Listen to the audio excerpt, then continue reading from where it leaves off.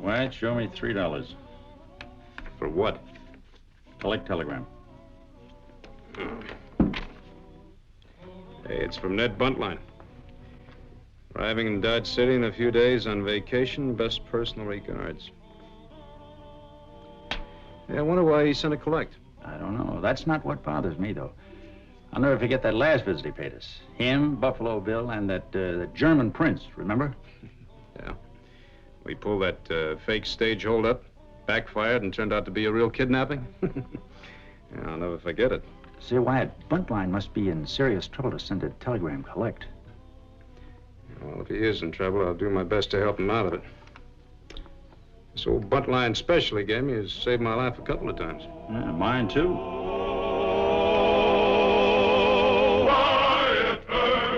Wyatt Earp, brave, courageous, and bold. Long live his fame, and long live his glory, and long may his story be told. The Life and Legend of Wyatt Earp, starring Hugh O'Brien.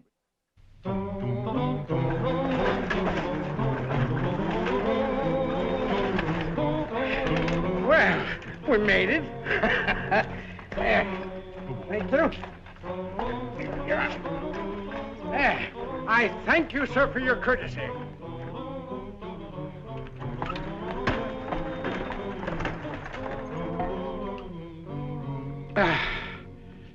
Phew, it was an arduous trip, my friend. An arduous trip. Well, you didn't come all the way by horseback, did you? Oh, no. I picked up a wagon ride from a migrating family and then from a farmer, and the truth is, Wyatt, Ned Buntline is broke. Oh, I'm sorry to hear that, Mr. Buntline. Well, I've fallen on some evil days. Well, surely between your writing and that Wild West show you have with Buffalo Bill Cody, it seems that you would have enough. Well, the Wild West show doesn't start for another 4 months. And as for my writing, my last efforts have been rejected. Rejected. Well, are there any reasons? Well, yes, the publisher said my new stories lacked authenticity. Well, maybe they do. Yes, well, the same thought occurred to me. That's part of the reason why I'm here, Wyatt, to replenish the well. I'm afraid you're going to find it awfully quiet here in Dodge, Mr. Buntline. That's my job to keep it that way. Now, what's the other part of your reason? Well, the other part is that you're the only... I mean, I hate to impose on our Don't friend... worry about it, Mr. Buntline. You go on over to the hotel and check in, get yourself a room. You charge all your meals to me, huh? Thank you, Wyatt. I'll pay out of the first week of the tour. No, you won't. No, I tried to repay you for the Buntline special you gave me, and you wouldn't accept it. Now you're going to have to. You know, this is the most accurate gun I've ever used. I'm glad. Hello, Mr. Buntline. Well... Good to see you. Ah, it's good to see you, young man. Well, if you will pardon me, Wyatt, I have to go over to the hotel and register. I'll see you later, huh? We'll have dinner, all right? Oh, good, splendid. Thank you.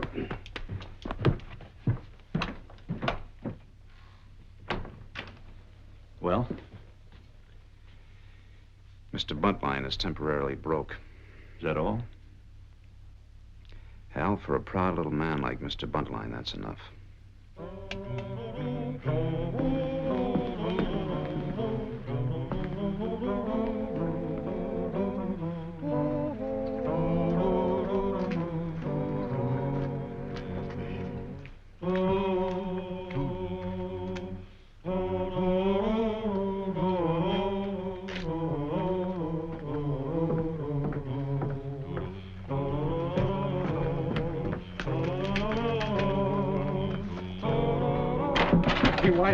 Wyatt, there's a man after me. There's a man after me. Wait a minute, who's after you, Mr. Buntline? He followed me all the way from St. Louis. He's going to kill me. Oh, now, don't do that, because I tell you the man is after, and he's a very dangerous... Relax now. Now, just tell me the whole story. Well, I've always been pretty good at cards, you know, and when I found that I needed a few dollars, I took passage on one of the better Mississippi riverboats, and I was doing very well, as a matter of fact, until I ran afoul of this fella. Oh, this fellow that's following you. Exactly, the fellow that's... Of course, he's a professional gambler, you know, and, well, as a matter of fact, so am I. And it was very exciting until he started to cheat. Oh, he cheated? Yeah, he cheated. Well, why didn't you expose him? Oh, he was too clever for that. And before I knew it, my money was all gone, and I was deeply in debt to him. I'm surprised he didn't throw you in the Mississippi. Well, I gave him a check for almost $1,000. And the check was no good? No good at all. Well, now, surely, Mr. Buntline, you can't expect me to have sympathy for even a good friend that would write bad checks. I'm not asking for sympathy. I'm asking for protection.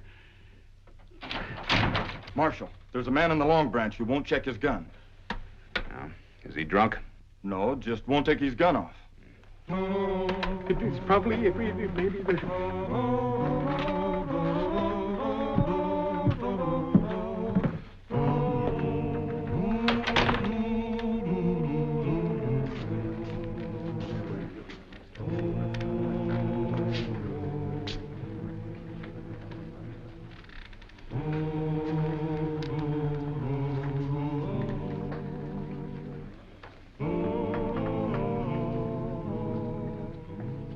Mister, there's a law in this town about checking guns.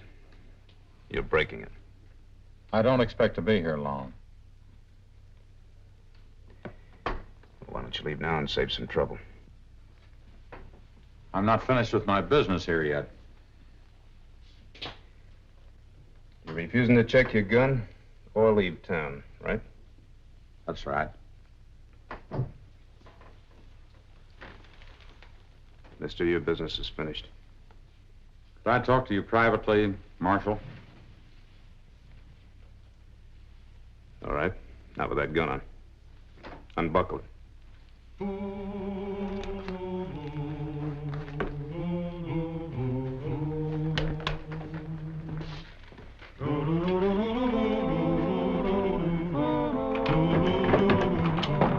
It's Wyatt, Mr. Buntline. Oh, just a minute.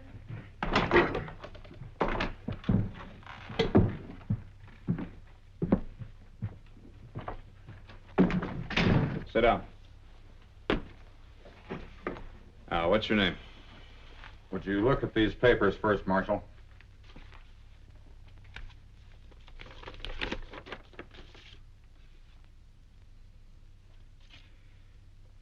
Well, Lieutenant, I certainly don't intend to arrest an Army officer on a special assignment. But at the same time, I can't let you walk around town wearing guns, not in civilian clothes. But if I'm in uniform, it defeats the purpose of my mission. And if I'm unarmed, well, if I meet the man I'm looking for... He'll be unarmed, too, if he's in this town. You want to tell me who you're looking for? It's confidential, Marshal. Well, this is one of my deputies and a close personal friend of mine, Mr. Ned Buntline. Well, 2 weeks ago, the United States Arsenal in Illinois was broken into and robbed. 100 rifles were taken and a Gatling gun, along with about 20,000 rounds of ammunition. A Gatling gun, huh? And the Army thinks they're somewhere around here, huh? Somewhere in the Southwest Apache Territory. Are you one of General Crook's officers, young man? That's right. Yeah. Well, what is your full name? Charles A. Warden, First Lieutenant, United States... What are you doing, sir? You're making some notes. This'll make the most sensational book you ever read. If one word of this leaks out, Mr. Buntline, I'll personally see to it that you wind up in front of a firing squad. I beg your pardon. Lieutenant, I think Mr. Buntline is convinced. Go on. The guns were thought to have been shipped in cases marked machinery toward Kansas City. We almost intercepted them there, awaiting shipment to the Southwest. What about this man you're looking for? Vincent Slade, but he has used other names. You know him? No, but I've memorized a description. About 6 feet, 180 pounds, dark hair, dark eyes, sometimes wears a mustache, deep cultured voice, identifying marks and scars, diagonal knife scar on the outside of his right hand. That's the fellow. That's the fellow that's after me. He's here, the gambler. Well, I'd be grateful if you'd point him out, sir. Wait a minute, Lieutenant. Are your orders to bring in Mr. Slade to recover the guns or both? Preferably both. However, if Slade is killed or captured, it's doubtful the guns will reach the Apaches. He's the brains. Well, he fits the description right down to the scar. If there were just some way that we could be sure. I think there is. I think Mr. Buntline can help us. Me? Mm-hmm. I think the first thing to do is to find out if this man is really looking for you, Mr. Buntline. Oh, he is. He is. If he ignores Mr. Buntline, that means he's here for the stolen guns. Mm-hmm. Suppose he doesn't ignore me. Mr. Buntline, I tell you what you better do. You offer to repay him part of the money you owe. Well, I'd like to, but Well, I'll lend you the money. Now, let's see, there are 4 of us. I'll put on an extra deputy, then we'll keep a watch around the clock.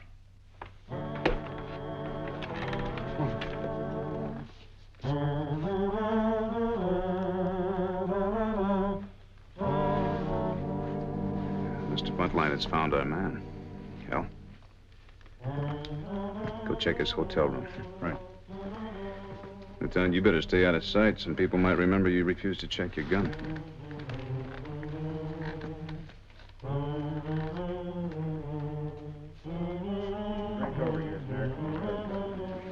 Oh, I beg your pardon, sir. Well, you remember me, surely? Ned Buntline? I'm not sure I've had the pleasure, sir. Well, you must recall our recent joust at the card tables. Card tables? I believe the last time I did any gambling was several weeks ago on the Mississippi. That was the very locale. I'm terribly sorry I can't recall your name. Smith. Smith. Ah, yes, Mr. Smith. Well, this is a little embarrassing for me. I lost rather heavily to you. But not too heavily, right, Mr. Buntline? Oh, I'm afraid I did. As a matter of fact, you've been on my conscience for some time. I have? That check I gave you. Oh, yes, I do recall that check. I lost it the very next evening. Oh, goodness, I insist on making that check good. You may run into the gambler you lost it to. I'm not worried about it. Why should you be? Now, here we are. $100 on account. Well, I'm afraid I couldn't take it, Mr. Buntline. Oh, now, I insist. Well, thank you. I really must be going. Well, will you be around for some time? Not more than a few days. Oh. Good evening. Good evening, Miss Smith, and thank you for being so understanding.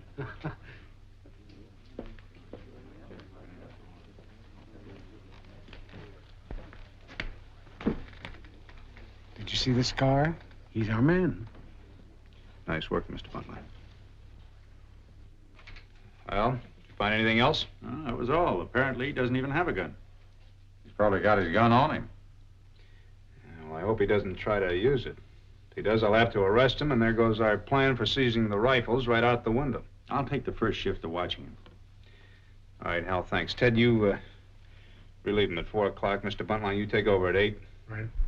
I'll take the next shift, if he's still in town. And what if he isn't? Well, then we won't be either. We'll be out after him. Well, they look like a couple of good horses to me. Would you see they're all curried and taken care of? I'll be taking out tomorrow.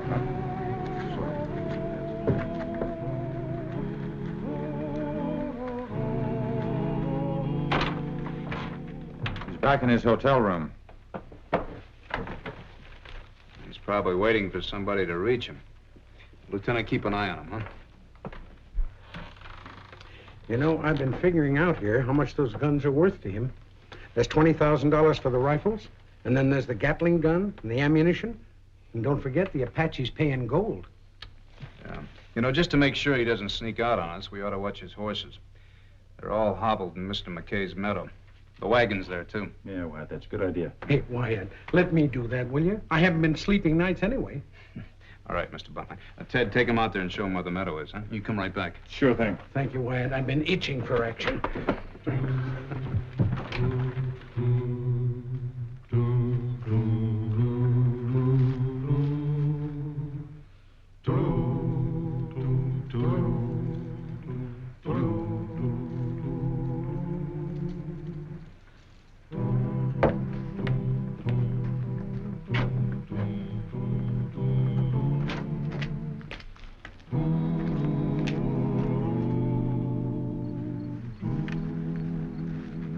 Mel. Here we are, Vince. Unhobble the horses and hitch up the team. Get me my saddle.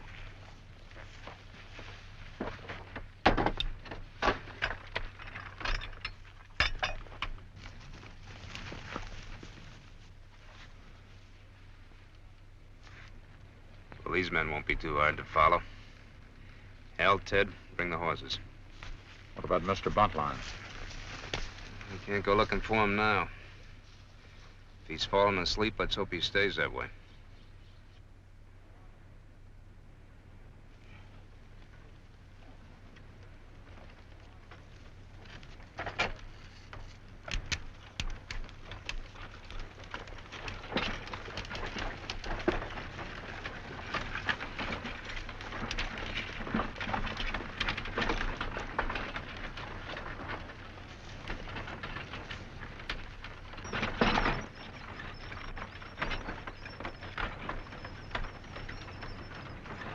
He must be out of his mind. He hasn't even got a gun.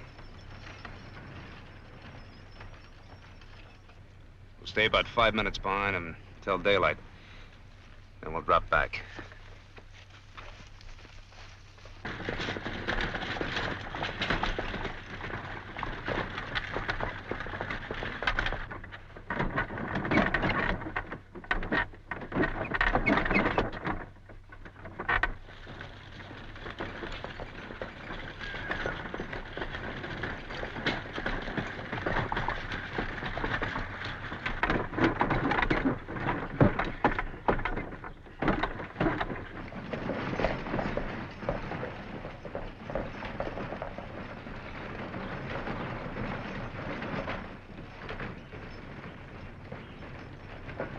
Hello, boys. Any coffee inside? Plenty.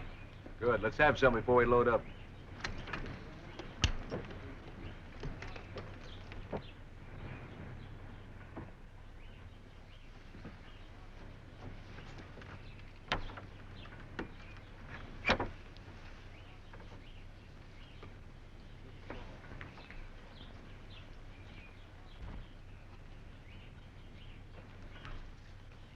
And once we're past Cimarron, it's easy. We'll cross the Panhandle about here. Thanks. In a few days, we'll hit the Pecos River. Then we'll head south. By night or day? Day. Nobody will stop a covered wagon. Did you assemble a Gatling gun? I sure did. And I'm itching to try it out.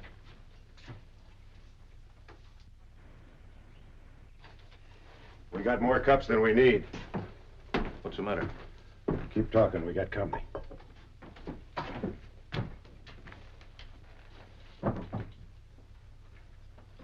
We may get a chance to use that Gatling gun in case anybody gets nosy. Now, I want all of you to study this map very carefully.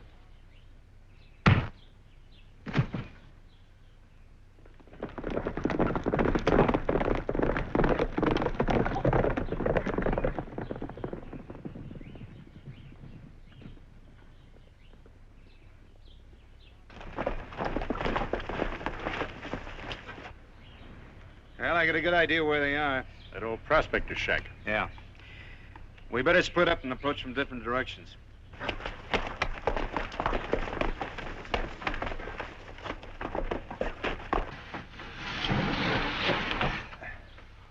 That's the last of the rifles. Good. Let's get the Gatling gun.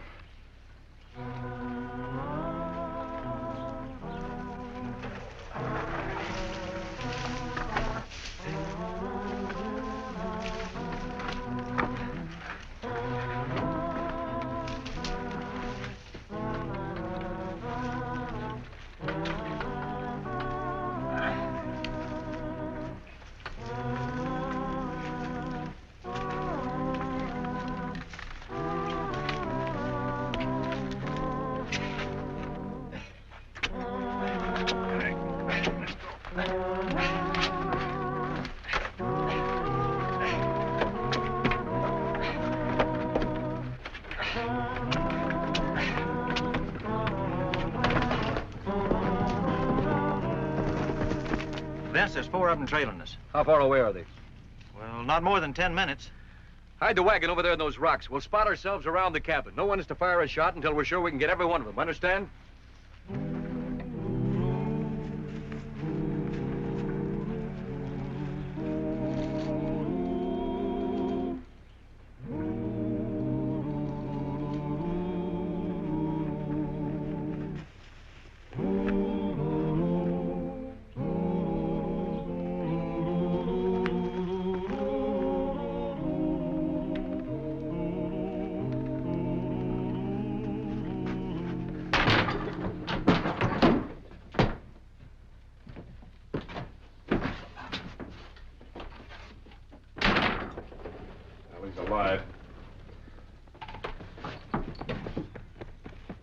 Ted and the lieutenant.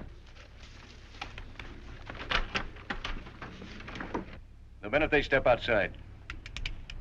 Did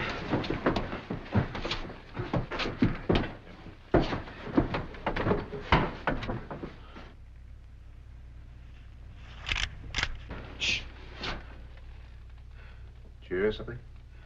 Yeah, a rifle being cocked. I saw something move. Next time you see something move, shoot. Oh, Mr. Buntline? What? What happened? Oh, I heard them talking about the route they're going to take. Across the Panhandle and the Cimarron, and then south to the Pecos. They couldn't have started or we'd have seen them. There's one of them.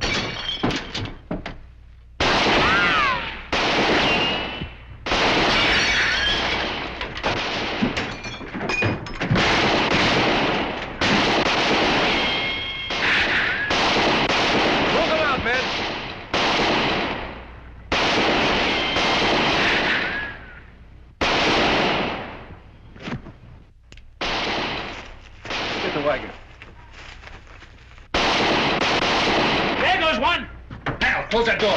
Go on, I'm off. Go on. We'll pick you up later.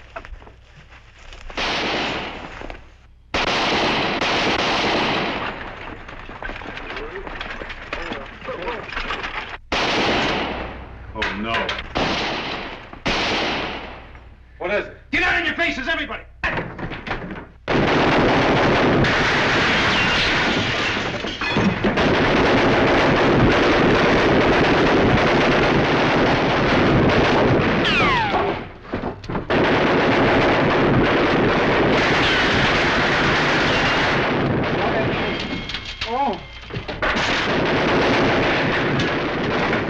Hey, Wyatt, there's a cellar down here.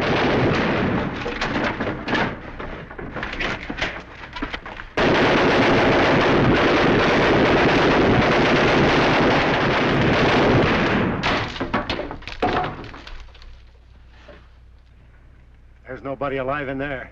We'll make sure. Burn it down. I'll cover you.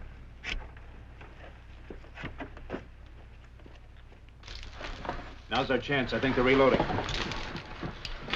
Mr. Buntline, here's where I use your gun.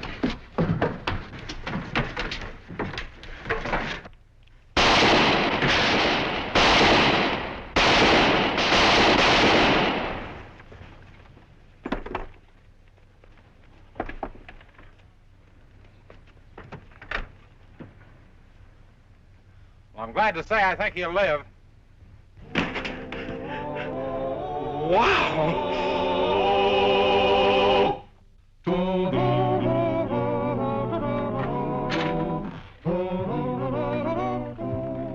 Well, now, don't tell me you gentlemen have been up all night. Hello, Warren. Good morning, Marshal.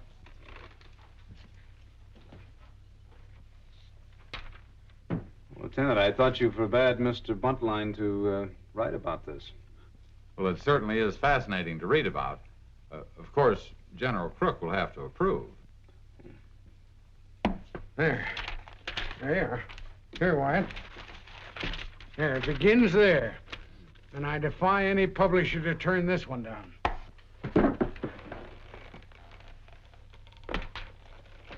Well,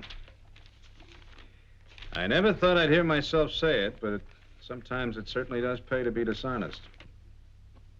I beg your pardon? I said it pays to be dishonest, or for some people. Well, suppose you hadn't written that bad check on the riverboat. Why, do you realize you probably changed the whole course of history? You put all that in here, of course. I certainly did not. Don't you remember I told you that that other fella cheated?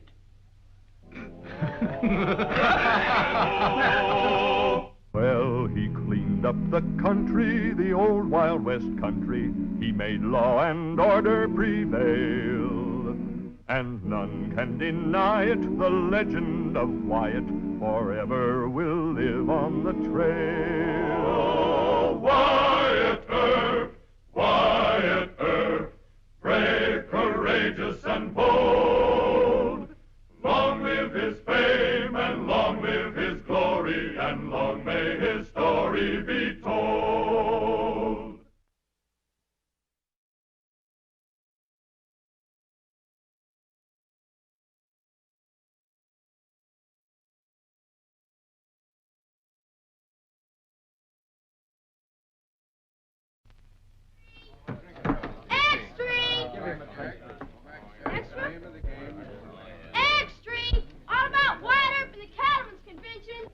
over here. There you are. I'll take all of them. Gosh, thanks. Read this on page 1. Marshal Wyatt Earp has been invited to speak to the Cattlemen's Convention at the Opera House. How's that for a trap? If Earp doesn't show up, he's yellow. If he tries to make a speech, he's dead.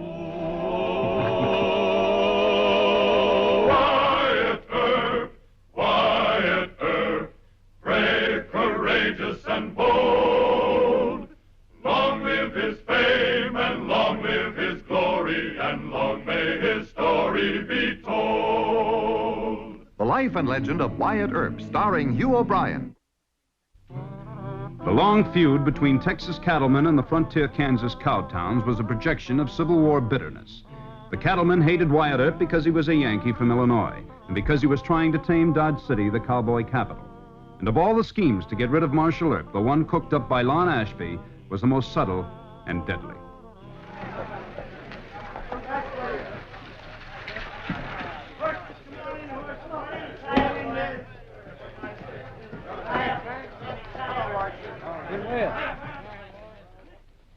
Talk up, Gertie. What's the pitch? Where's the money? Explain a little first. Well, you and Doc like Wyatt Earp, don't you? Lon Ashby and some of the cattlemen are digging his grave. What do you mean? Like I said, it ought to be worth 100, what I know. All right. Half in advance. The other half if it looks honest. They're planning to kill Earp. How? Where? Paid guns, dressed to look like ranchers. Where? During the convention. They figure Earp will visit the Opera House, just to see nobody's packing a gun, you know. They get him inside, see? Then they cut loose. But with 100 men inside, who can pick out the killers? Pretty crooked poker, isn't it? Who told you? Oh, gentleman friend of mine. I've got to respect his confidence. All right. Here's the other 50. Your place clears 1,000 a night when good spenders are in town. Why do you take this chance for 100? Well, let's just say I worship Mr. Earp from afar. Thanks, Gertie. A mess. I don't like it, Wyatt. Cheer up, pal. Maybe it'll be a quiet convention. Yeah, they're acting too quiet. Yeah. We went through 4 saloons and the hotel bar. You never got cussed one time. You know, if it's all right with you, I'll make a tour below the line. Maybe somebody will tip me off. No. Well, why not, Wyatt? Because, Hal, these aren't cowhands. Now, they each own spreads up to 10,000 head apiece. They all started from scratch after the war, and I don't want any cattleman to think that I'm a Yankee so-and-so that's envious of his success. Well, they'll still hate you. Maybe. But I can't do much about that except to show them that I don't hate them. And if you won't talk to Wyatt, then it's up to me. Katie, the deacon's got more sense than to walk into a convention hall half filled with cattlemen. I know I wouldn't do it. Oh, yes, you would. If you thought somebody was aiming a gun at you. But Wyatt isn't like you. He enjoys life. It's in odd taste. And he likes and trusts people. I've spoken to him rather sharply about that. You are in a bad mood. Well, maybe Wyatt will listen to me. And believe me. No. He might believe you, Katie. But he couldn't believe that Texans could be so sneaky. You send him a note, Katie. I'll do my best to disillusion Mr. Earp. I want the deacon to come to me. I'd sure like to know who's responsible for this Opera House ambush. Quite a test of courage. Imagine walking in there to spot a killer as he draws. John, are you going to tell Wyatt? Or are you going to encourage him to throw his life away for what you men call bravery. I'll tell him what Gertie said. The rest is up to him. If anything happens to Wyatt, I'll leave you. Forever. Katie, I couldn't buy my freedom with another man's life. Go send that note.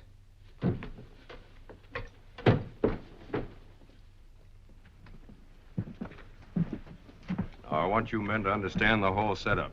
You'll get only one chance, and I don't pay off for bungling.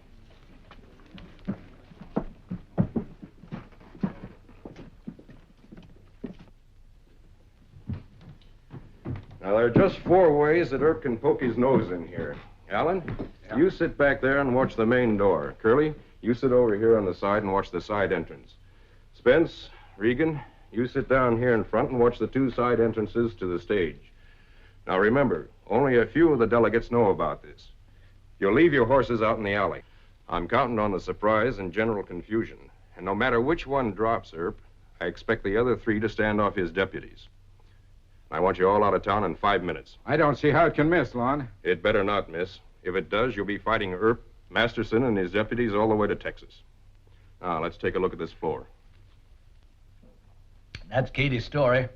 And the convention opens tonight. It's quite a temptation. To do what? To walk in there like they expect. Don't be a fool. You wouldn't even get a fair shot. No. Probably hit some poor cattleman, didn't know anything about it. Well, you thank Miss Kate for the tip. Now, wait a minute. If you'd hold off a bit, I'll go in with you if I'm feeling a mite better. Oh, I thought you were a Southerner, sir. I am, sir. From Valdosta, Georgia. But there are a few Texans I don't like. Well, I heard that, but I never did hear why. I'll tell you why. They had a general by the name of Hood who went rampaging up into Tennessee and let Sherman take Atlanta. There was some who bragged that if Hood had been in Lee's place, we'd have won the war. I've killed a few who argued that way. Wyatt, wait till tomorrow, will you? Imagine ambushing a man in a theater. Every real Texan will pay us head bounty on those scoundrels. Will you let me handle this, huh? You going in there? No, sir. Not scared to go in there. My common sense tells me it'd be just like you said, the fool's play. The idea fascinates me. Now, you get it out of your head. You lie back and rest, and I'll let you know how the sensible plan works out.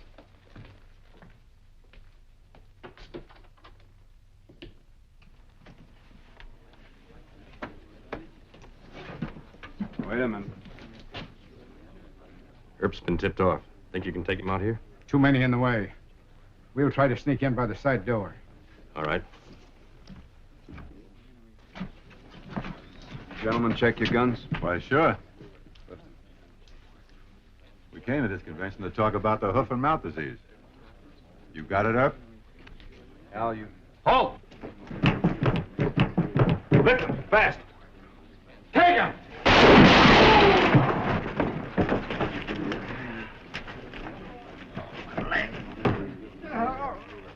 Billy, get back there and watch those other men. This is Allen. Curly. Who are these other 2? This is a gunslinger with the name of Pete Spence. I never saw him before. Doc McCarty will have to patch him up. Hold it, mister.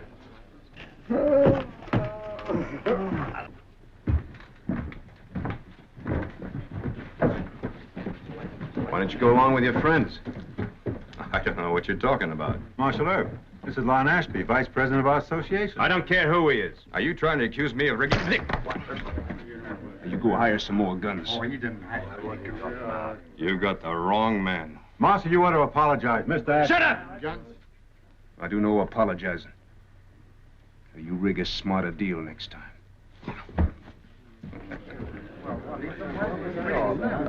The marshal mistook me for someone else. I'm going to tell Mayor Kelly about this. Bill, give us a hand. Take him over to the docks. Let's go. My knee. Wyatt. You didn't go inside, did you? Well, they jumped us right out here. Stupidest stunt I ever saw. Who rigged it? Ron Ashby, I think. I know Ashby. It doesn't sound like him. Well, I might be mistaken.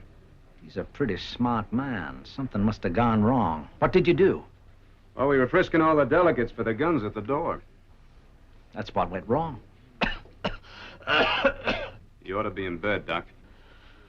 Yeah, I know, but I don't think you've heard the end of this Ashby situation. Try that again.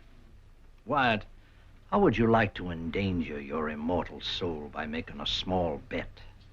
This idea is too good for Ashby to quit on. Well, I'll risk betting you $1. And your life? The next time they'll hide those guns in there. And they'll actually pressure you into going in after them. You must be a mite drunk. No, I'm not drunk, Wyatt, but I must say that the scheme fascinated me ever since Katie first told me about it. It shows imagination. It's a perfect trap if Ashby handles it right the next time.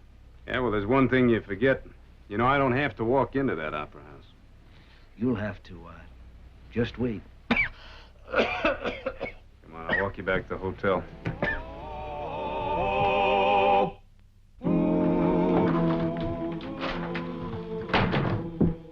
Morning, Mr. Mayor. Have you seen the Globe? No, sir. Well, take a look at the front page.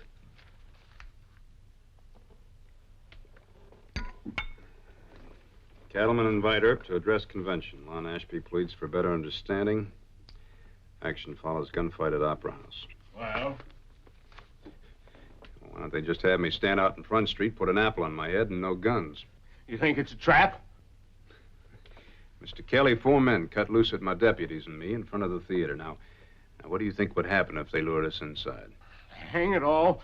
You realize what this does to us? This makes the cattlemen heroes.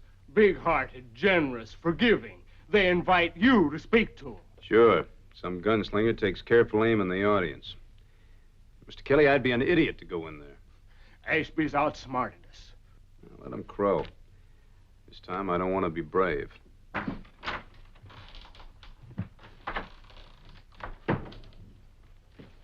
Wyatt, the man from the Globe is here. I told him to wait outside. You were busy with the mayor. He wants an interview. All right, I'll see him. Well, I'm going. I'd lose my temper. Come in, sir. Marshal Earp? I'm Clinton Collins of the Globe, assistant city editor. Well, Globe's getting to be quite a paper. Sit down, sir. Thank you. Can I get you a cup of coffee? No, thank you. Now, Mr. Collins, what can I do for you? Well, I suppose you read our story about the convention. Are you going to make a speech to the cattlemen? No, Mr. Collins, I'm not. Well, why is that, sir? Well, to be frank about it, I think it'd be a waste of time. You see, those fellas know more about ranching and cattle than I do. But Mr. Ashby said... I was given to understand that this was to be sort of a peace meeting between you and the cattlemen. There's nothing to make peace about. Well, I thought there'd been rather strained relations between the marshal's office and the ranchers. Well, when they get too drunk or carry guns north of the line while we arrest them, but, well, that's nothing personal. We arrest anybody who breaks the law. Well, don't you think your refusal is a snub to the Cattlemen's Association? No, sir, I don't. I have the greatest admiration and respect for cowhands and their employers, and, you can quote me as saying that. Oh, here's a pencil. Thank you. Anything else? No, sir. Marshal Earp. Yes, sir. Well, last night there was a shooting affray which you and your deputies wounded 4 men. Would that have anything to do with your decision not to appear before the convention? No, Mr. Collins, you just tell your readers that I have nothing to say to the cattlemen that they don't already know.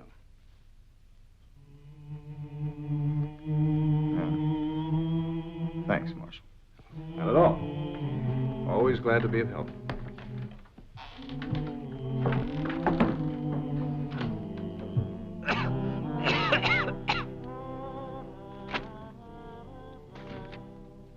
John, now what's the matter? That slicker Ashby invited Wyatt to address the convention. Oh. Well, don't let it get you all upset. You had a bad night. They'll never fool Wyatt with that trick. Take that stuff out of here. I want my regular breakfast. Now, John, you drank a pint of whiskey before you finally went to sleep. Get it out of here. There's a fresh bottle on the closet shelf. I still don't see why you're all upset. Wyatt'll simply tell him that he's too busy to be making speeches. And what'll them imitation Texans say about Wyatt? They'll say that he let them run it over him. That's what they'll say. Now, John, you stay in bed. Get me my bottle. I will not. All right, then I'll get it myself. Let Ashby brag. What's the difference? What's the difference? The difference is Wyatt Earp never backed out of a fight in his life, and neither have I. You think it's brave to walk into a trap. Well, let me tell you, it's a lot braver to stay out of a trap. Oh, trap, trap, trap. Yap, yap, yap. You want to bet? Bet on what? $1,000 even money that Wyatt turns that invitation down. Where'd you get $1,000? Gambling at the Alhambra. Here, cover it. In cash. What kind of a husband do you take me for? Taking my wife for a sucker bet.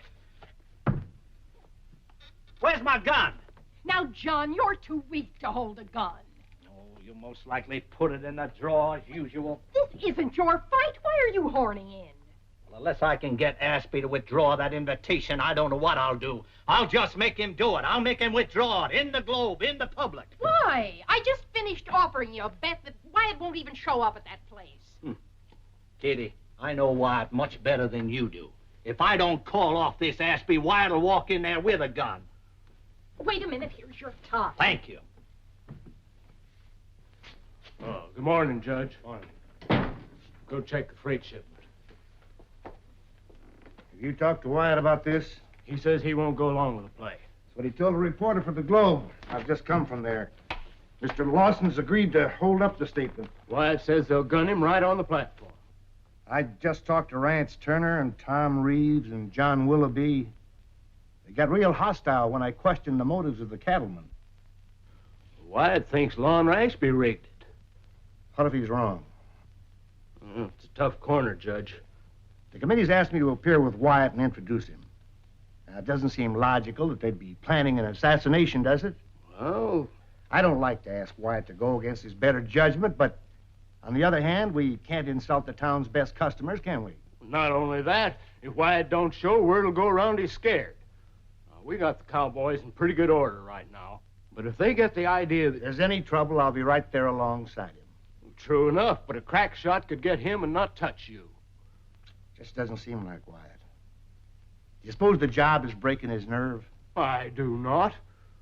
I think he's scared of risking gunplay in a crowded hall. Well, I don't agree that there is much risk. And I think you ought to ask him to appear. Well, that'd be an order. I can't do that. I suppose he'd have the same viewpoint if I asked him. Well? Now, you better hide all 5 guns on the floor just in case we need them. Then slip out the back way.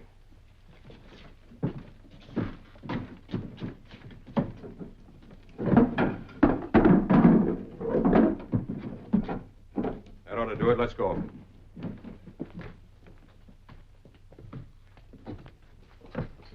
Ashby. You carrying a gun?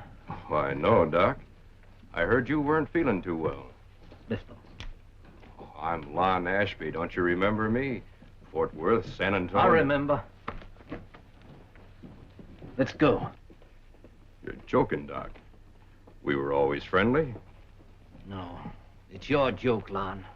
You invited Wyatt Earp to make a speech to that convention. Oh, that. I was only teasing Earp. You're a liar. All right. I'll withdraw the invitation. You come along to the Globe with me, and I'll explain the whole business in print. Wait a minute. Now, what are you going to explain in print? Doc thought our invitation might embarrass you, so I agreed to go to the Globe and tell them the whole matter was a joke. You've a loyal friend in Doc. Don't believe him, Wyatt. He's just It's trying... my trouble. Thank you just the same. Now, Mr. Ashby, I told the Globe reporter that I wouldn't be coming to your meeting. But I've changed my mind. Good. What time may we expect you, sir? Anytime you say. How about 2:15? I'll schedule your speech first. Oh, what will your subject matter be, Marshal Earp? I think I'll talk about some illegitimate cattlemen I've known. Very good. That should wake them up. See you at 2:15. I spring the trap and you set it again. I thought you enjoyed living. Doc, you're under arrest. $25 fine at the jail. Come on. You're a fool. In an hour or so, you'll be a dead fool. Look, I had it all settled. I was willing to let them brag that they ran it over me, but I don't hide behind you or anybody else. Threatening Ashby with a gun. I suppose if I hadn't come along, you'd have marched him right over to the Globe office, huh? Now, what do you take me for? A stiff-necked idiot. You go on back to the hotel and go to bed where you belong. Now, what's funny? My intuition. I told you last night that Ashby would pressure us into this. Not us. Me. I owe you $1. I'll pay you later. I'll take it out of this one. All right. You know, he'll have men there to blast us. You know that, don't you? Maybe not. Maybe it's a bluff. You see, you do want to live, don't you? I don't care. Te mortuus salutamus Caesaram. Doc, you stay out of this. I'm impounding your gun. You go on to bed. You look beat. How do you feel? Scared. What? No heroic speech before they cut you down? Look, will you get out of here? You know, Wyatt, you're not so brave. It's no imagination. So long, Wyatt.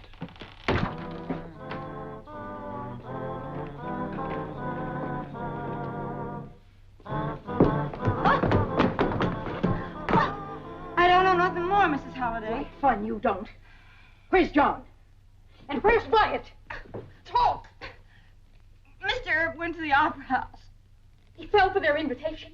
Lon Ashby suckered him into making a speech. Did John go with him? Brave men. A couple of stupid brats.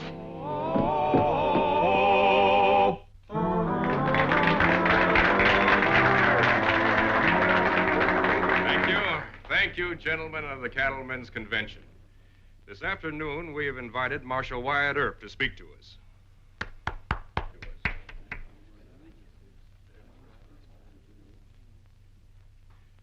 We've extended this invitation to the Marshal as a gesture of goodwill, because we feel there should be no more misunderstanding between us and Marshal Earp. The association is greatly honored that the Marshal has consented to appear here this afternoon. But before turning the meeting over to him, I should like to remind you that we have many things on the docket today. Oh, my good old friend, Dr. John H. Holliday. What's he doing? Well, as I was... Go ahead, Lon. Well, as I was saying... Anybody who moves gets it. Now, most of you are honest men. Grab anybody with a gun. Sit down, Katie.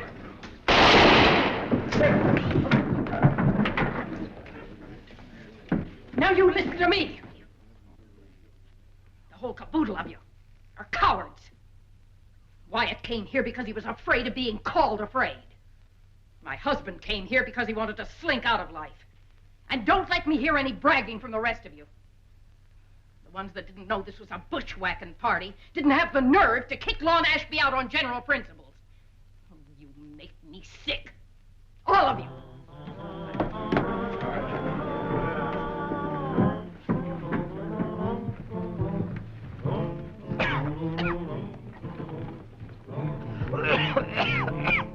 Oh, wait. I gotta have a drink. Medicine. Oh, no. You go on home to Miss Kate. Oh, no. You come with me. All right. This is really going to take courage.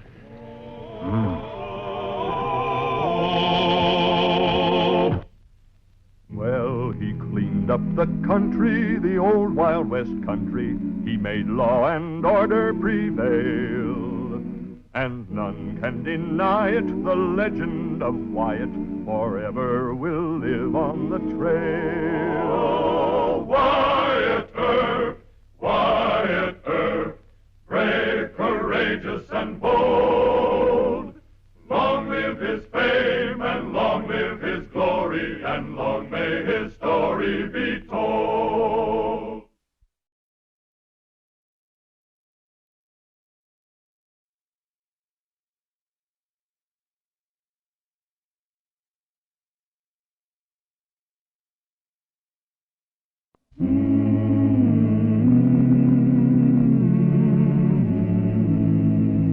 Wyatt Earp, Wyatt Earp, brave, courageous, and bold. Long live his fame, and long live his glory, and long may his story be told.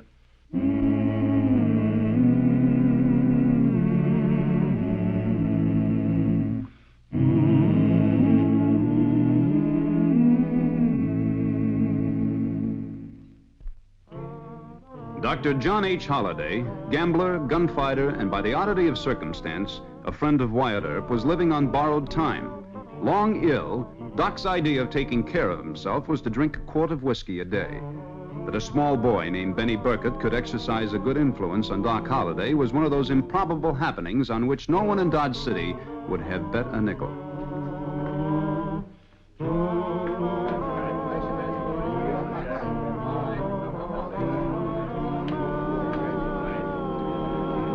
Pay the 10. Pay the 10. Here goes. Pay the 4. Pay the 4.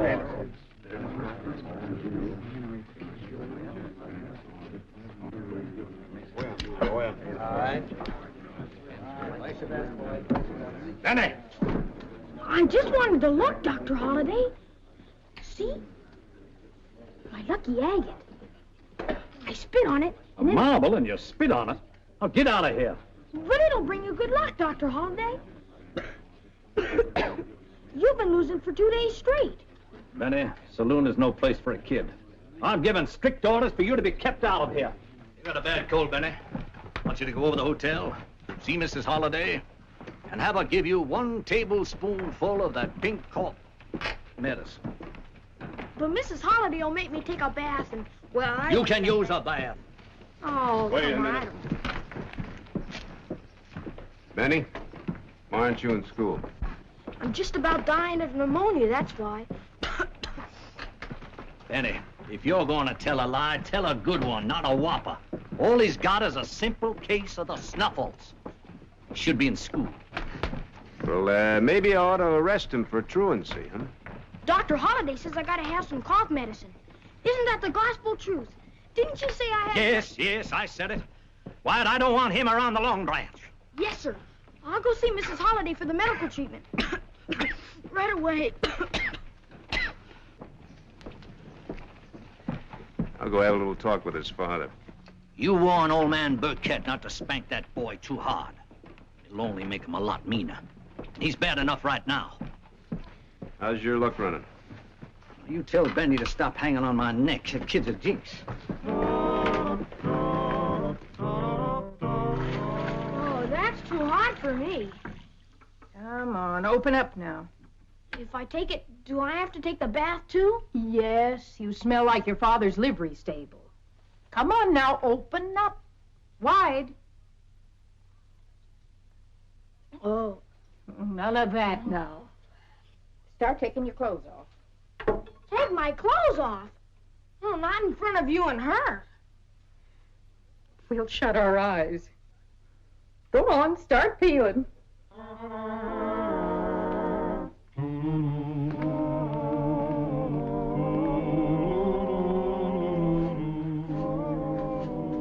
Morning, Mr. Burkett.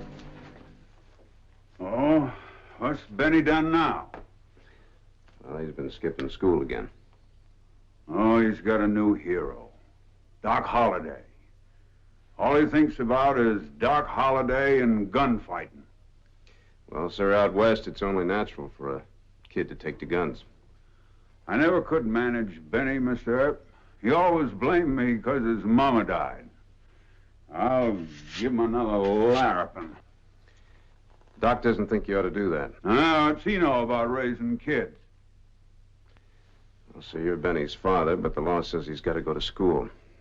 We haven't been as strict about that as we should. Thanks for telling me, Mr. Earp. No, thank you.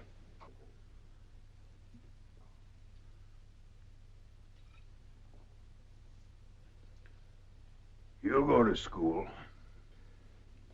Look, Mr. Burkett, will you do me a favor? Maybe if you talk to the kid first, maybe you won't have to spank him, huh? Oh, sure, Mr. Earp.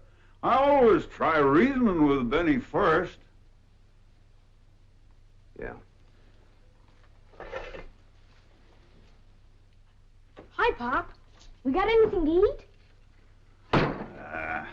Uh-oh. You sore at me? Sit down, son. Yes, sir. Mrs. Holliday gave me a new shirt. See? Marshal Earp was here. Says you've been ditching school. Yes, sir. Not only that, but that you've been sneaking into the Long Branch. I went to see Dr. Holliday. The card's been running bad for him. So I aim to turn my magic Aggie eye on the other men. It'll put a hex on their cards. So you want to be like Doc Holliday. He's a heap sight more of a man than Marshal Earp. Oh, he is he? Marshal Earp is fast, but he gets chicken-hearted and aims to cripple a gunfighter. Dr. Holliday shoots him right between the eyes. No use arguing with you, son.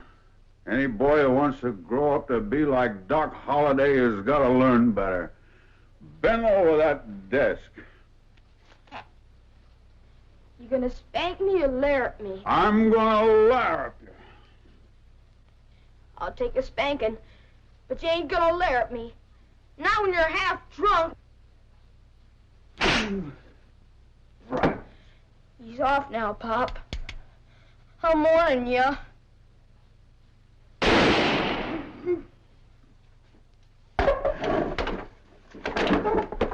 Help!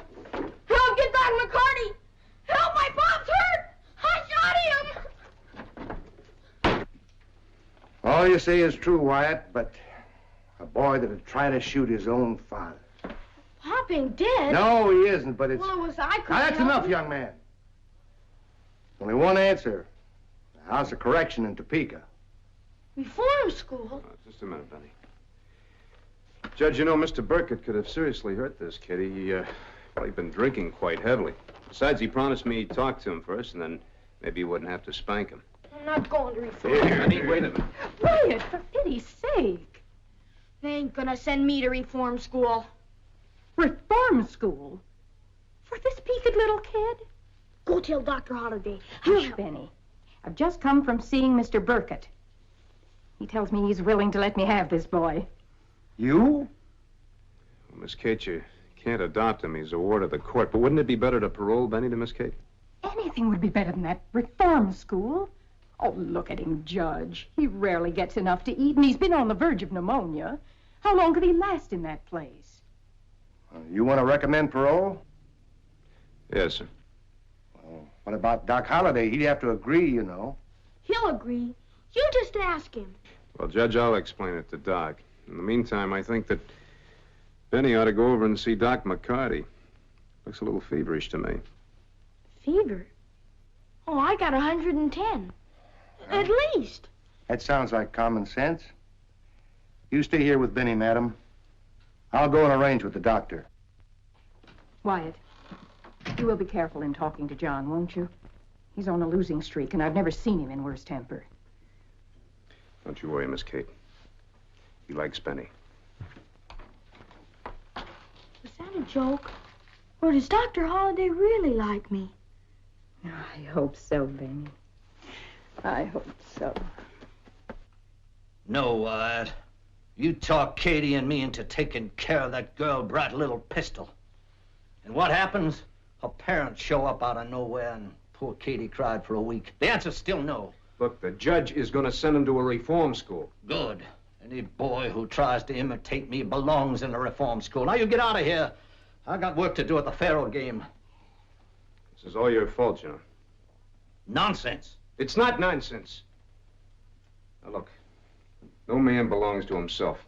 All of a sudden, you influence a kid like Benny. He makes you his hero. Now, what do you expect?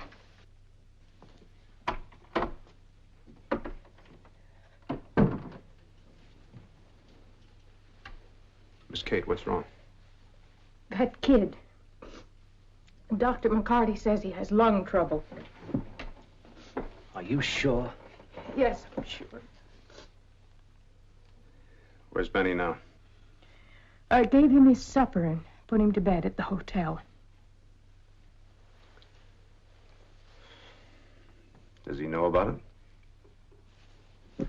Doc McCarty said to tell him. We'll take up a collection. Don't worry about Benny.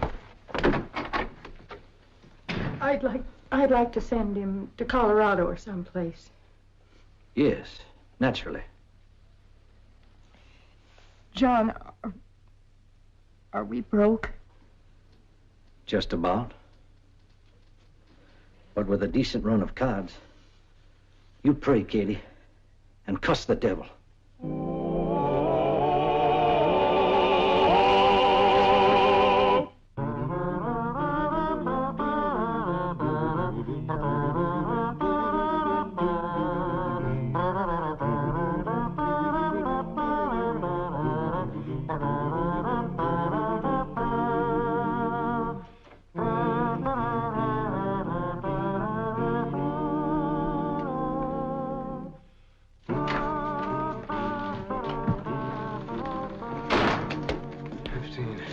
Not too much. How'd you do?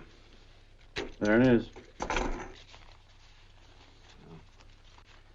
I'll put some more to it. Any idea how much a hospital would cost? No. But consumption's a long haul, 2 or 3 years at least. Say, is Luke Short still in town? He was last night. You know, I'd sure like to talk to him. Ask him to come on over, will you? Yeah. Thank you.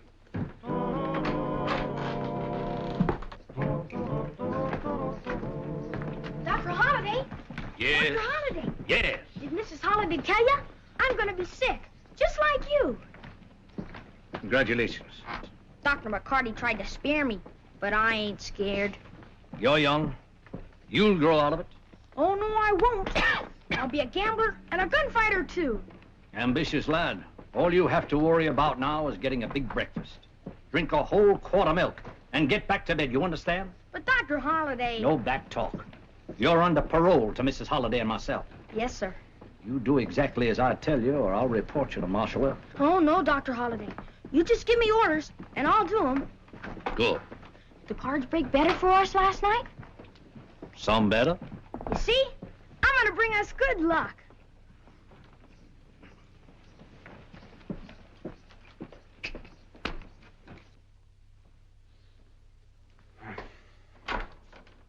Morning, Wyatt.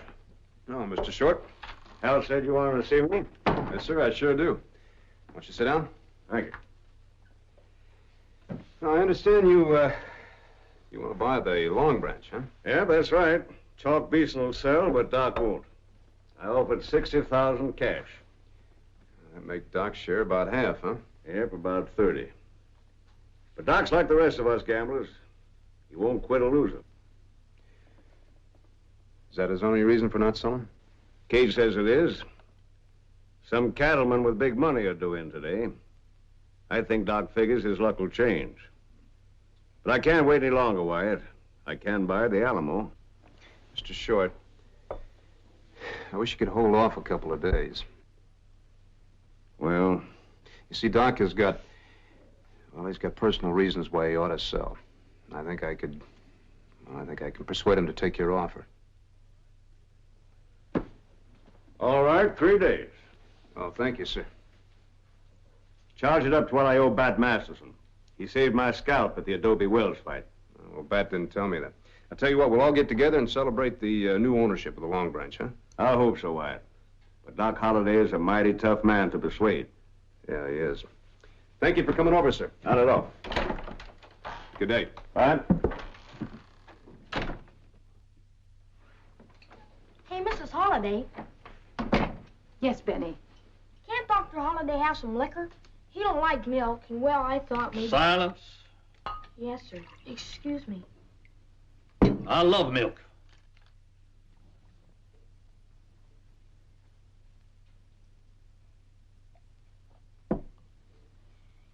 That took pure nerve. Dr. Holliday's just about the bravest man was ever born. Yes, isn't he, though? Shut up. Eat your breakfast.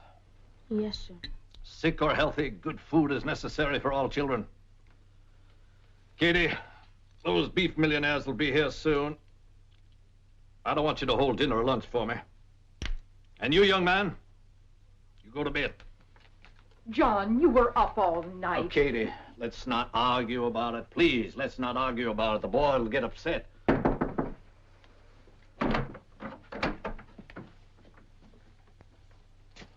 Doc, I want to talk to you. All right, Wyatt, but downstairs. Hey, Mr. Earp, did you hear the news? I'm sick, too. Benny. Yes, sir.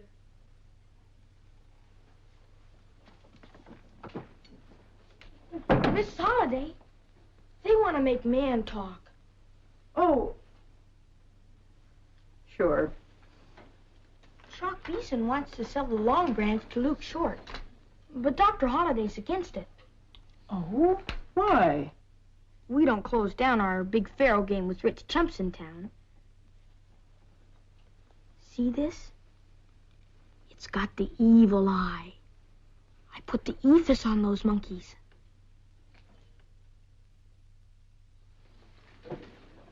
Now there's a good breakfast. You haven't answered my question. Deacon Earp, you and Katie have wished a sick child on me. For him and to stay in business, I need $100,000. It's always aggravating for me to talk to you. I must be about my petty affairs. Good morning, Deacon.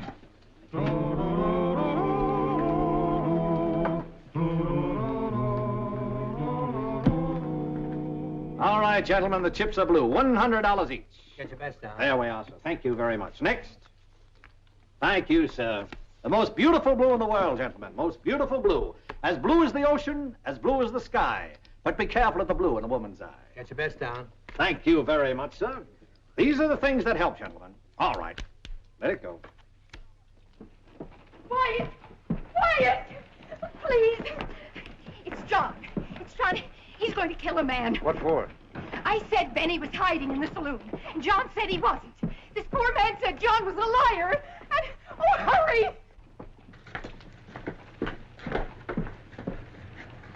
I'll give you the first shot. Try again, sir. That, no. I gave him the first shot. He missed. I offered him a second. Where's my halo? Now, you know Jack High Simpson's no match for you. He called me a liar, sir. I don't care what he called you. Benny's hiding in there. Not to my knowledge, madam. John doesn't know it, but Benny is someplace in there. All right, but I don't want to row with Doc over it. Wyatt, listen to me. John's winning, but he's been without sleep for 36 hours. You've got to make him quit. Break up the game. How? Get Benny. He's got to eat sometime. It's against the law for a child to be in a saloon. All right, but you stay here. We can't afford any I told you so's.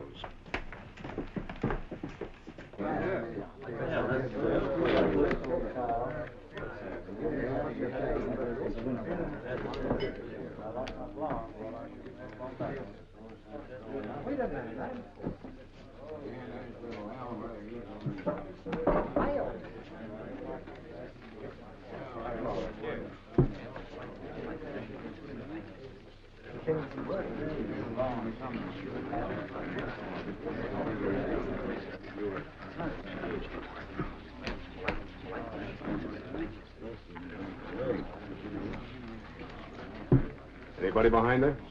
Oh, no, Mr. Earp. Nobody but me. I'm... Here. Oh, that's... Well, I just put a little bullet in there to make sure. Oh, well, but Mr. Well, Earp... don't worry about the bar. I'll just hit the knob. But... Benny? Benny, come out of there. Come on out of there.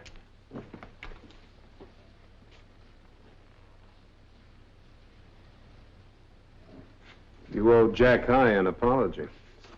Leave us alone. You'll jinx us. Draw your pay. You're through. We're winning, ain't we? I changed your lock, didn't I? I'm afraid not, Benny. All right, gentlemen, that's it for today. Place is closed. A miner on the premises. Mr. Earp is technically correct. I happen to be one of young Master Burkett's legal guardians. I should have known he was behind the bar. You're not quitting winter, are you, Doc? Gentlemen, when I'm losing, I never stop until I'm broke. And when I'm winning, I never stop until you're broke. We shall continue this game in my suite at the Dodge House in half an hour. Wrap it up. Come on, Betty. You can't lick us, Mr. Marshall. Nothing will ever whip Dr. Holliday and me.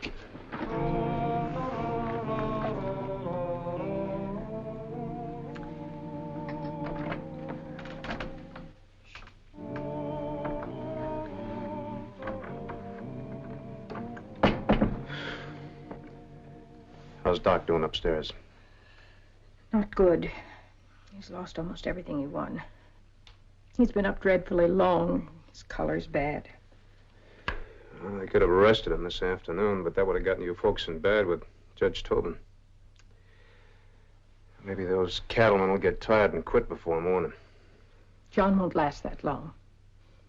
Please, Wyatt, go up and make him quit. I'll give it a try. You know, Miss Kate, Doc's trying to play this right for the kid. Yes, I know. But what about John's life?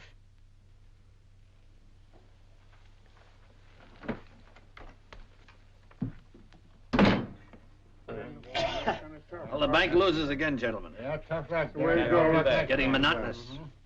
How about raising the limit to $200? Sure. All right. Yeah. All right. Yeah. Get your bets down. Mine's down. Let's see some money in the bank, Doctor. That's right. Haven't you had enough? Deacon Earp, what brings you to this den of iniquity? Doc, I think you ought to quit. He's got to quit, Marshal. He's busted. I beg your pardon, sir. My interest in the Long Branch, it's worth $30,000. Doc, look, what's the sense of this? You're risking Benny's last chance than your own. Deacon Earp, I'd rather be a beggar and spend my last dollar like a prince than be a prince and spend my last money like a beggar. Okay,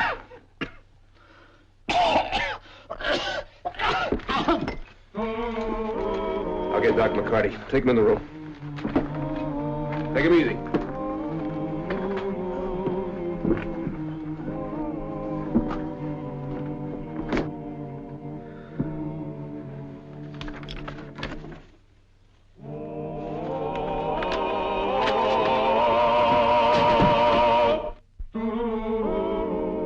Take this to the drugstore and be back as soon as you can. Here's my interest in the Long Branch. You are what? This is for John and Benny. It's for Benny. All of it. Take it easy, Doc. Send in Benny, will you? Benny?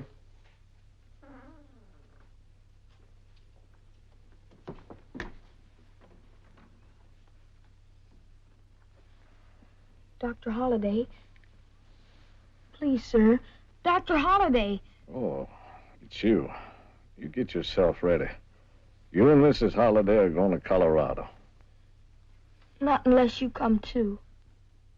He means it, John. There's money enough for everything, Doc. It's a put-up job. I'll teach you not to listen to these sentimental idiots.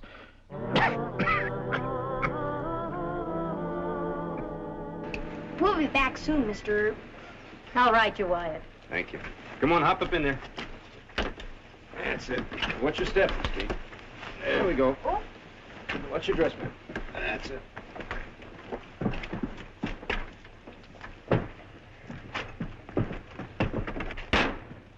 So long, Doc. I'll never forgive you for this. A good riddance to bad rubbish.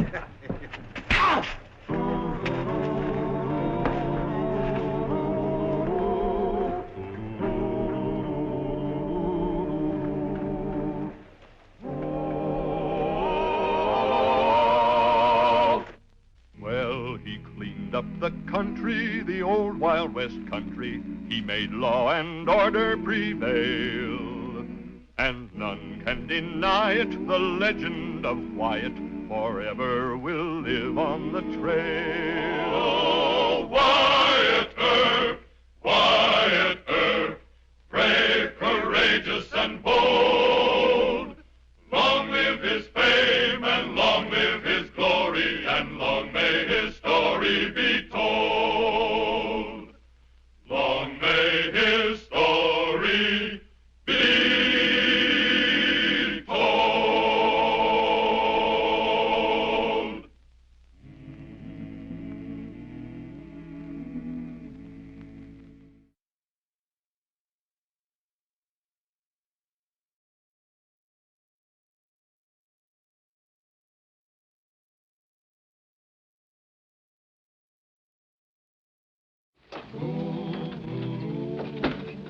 What's your hurry, Injun? I thought you promised Marshal Earp not to make any more trouble. No trouble. I just want to have a sociable talk. Come on in here, huh? Stop that! Oh, what are you doing? Being hard to get? You let go of me! I have a gun. You... You give me that. Why, you little wild... Hold it! You go on down and join your husband. Go on. You shot me. I'll take care of you. Go on. Get inside. Wyatt Earp, Wyatt Earp, brave, courageous, and bold. Long live his fame, and long live his glory, and long may his story be told. The Life and Legend of Wyatt Earp, starring Hugh O'Brien. Marriages between white men and Indian girls happened rarely, even on the Kansas frontier of 1877. Despite this sentimental guff written about squaw men, the strongest barrier to such marriages was the sacrifice demanded of any Indian girl who dared to marry a white man. Fighting tribes like the Sioux, the Apaches, and the Cheyenne greeted such romances with deadly anger. Marshal Earp would rather face a great gunman than become involved with a white husband and an Indian wife.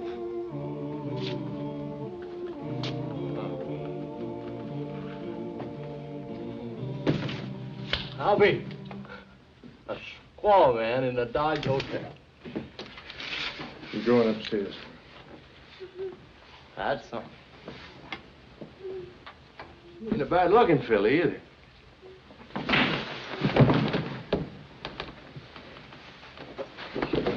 I left my gun out in the wagon. I'll meet you outside. I'll be with you in just a second, Mr. Squaw Man.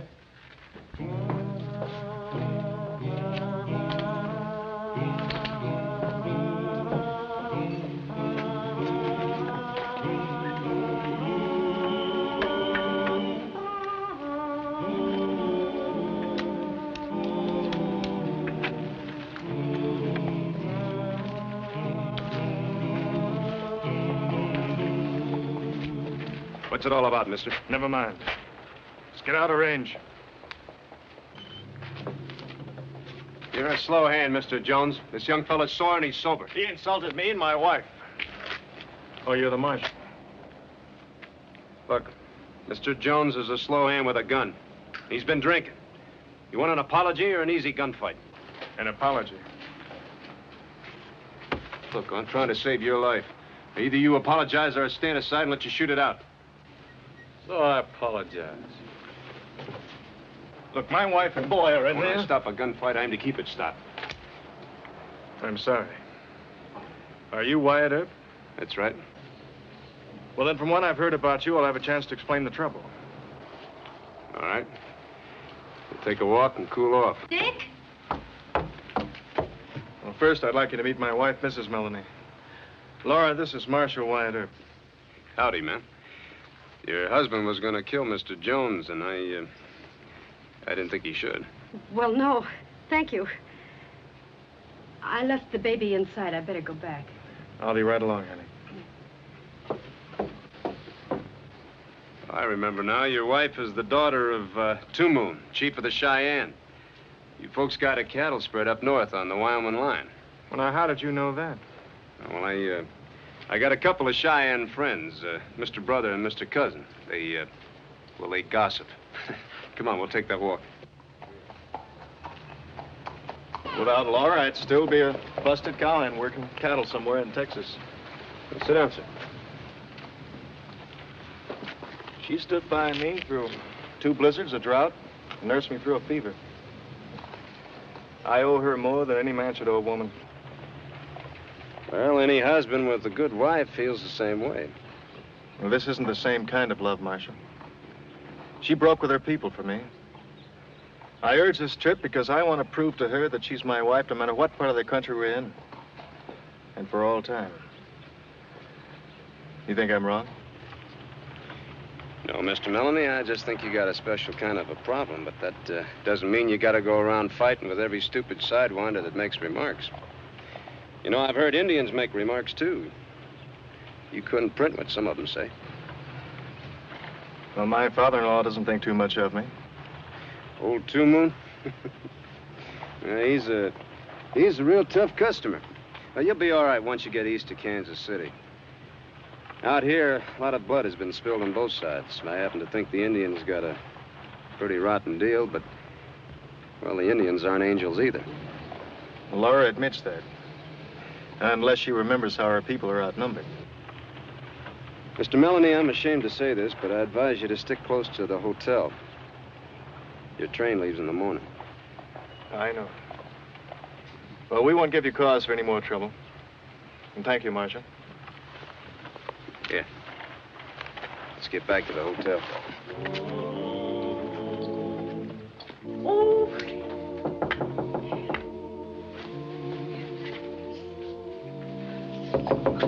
Who is it?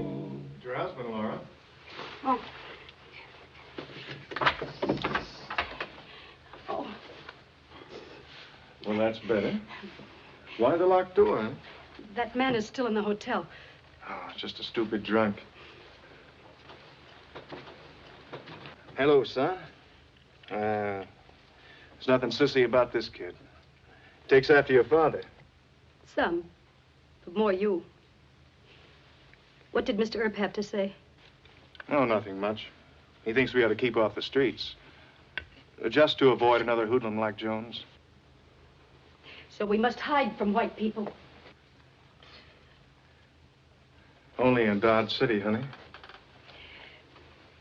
It's that Custer fight. My father told me the Sioux were trying to run away, and Custer charged them with his pony soldiers. So you and I have to hide.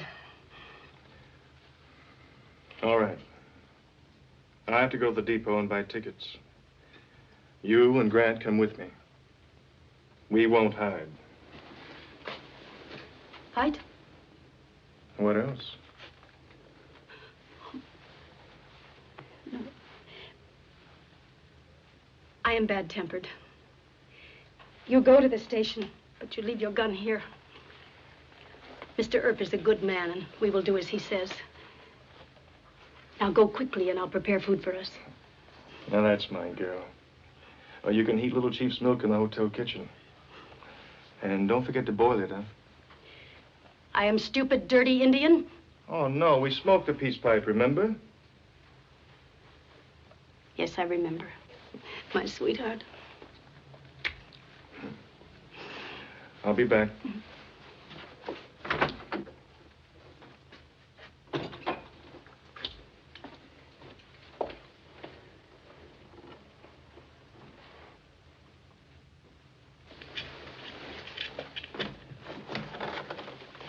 Now, you be a good boy, and I'll be right back. I'll bring you some milk.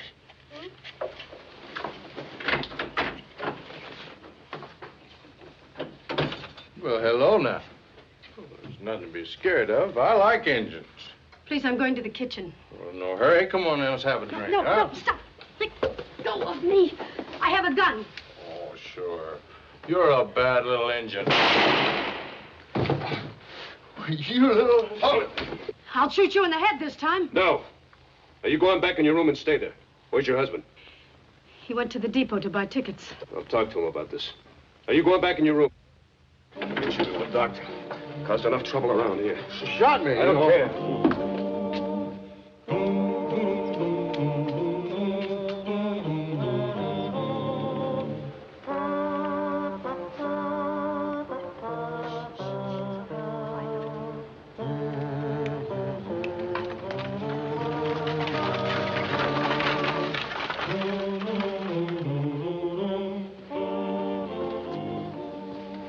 Well, let me explain it. She'll think you're going to put her in jail. Look, she shot him in self-defense. I can explain that. I knew it.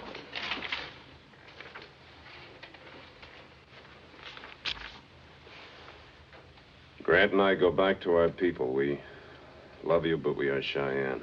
Laura. I can catch him if you give me a fast horse. Just take it easy. Sit down. You know your wife better than to try forcing her to come back.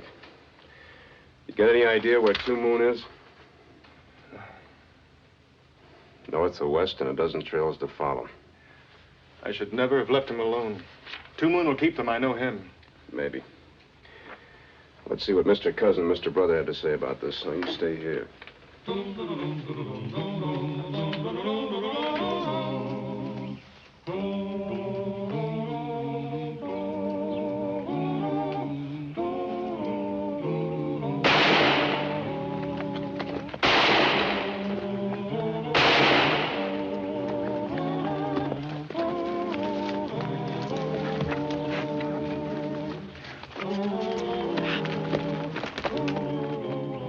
Girl who talk white go to mission school.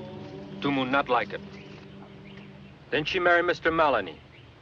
Tumu not like it. Then she have son, named boy after President Grant. Tumu not like that either. He like Horace Greeley. All right, Mr. Cousin. Where's Mrs. Melanie now? Wyatt Earp out there at the Tumu Chatso. Mr. Earp Chukma, Noble, E. Girl who talk white and little boy go to Tumun's camp. She's afraid she get put in jail for shooting bad white men. How did you know about that? You sent for us. We asked Tumun if it's all right. He not like it. Well, Two Moon never likes anything. Now, which way to his camp? Pony soldier after Tumun. We tell, he kill us. Is his camp far away? All right. You asked Two Moon to meet me on the trail. Half a day ride from his camp. What if he say no, Mr. Earp? Well, then I'll take a posse and find Two Moon. There'll be a lot of bang-bang. Bacaldo Iheaje, bang bang, Tumun. Push no, Noble, KO, Tumu. Mr. Brother wants to know if you promise not to kill Tumun. I won't kill Two Moon, but you can tell him this for me. If he doesn't talk this over peaceably, he isn't going to live too long. If we have to raid that camp, their bullets are going to be flying awful thick. Ate tejo. You camp here, my good friend. We tell Tumun.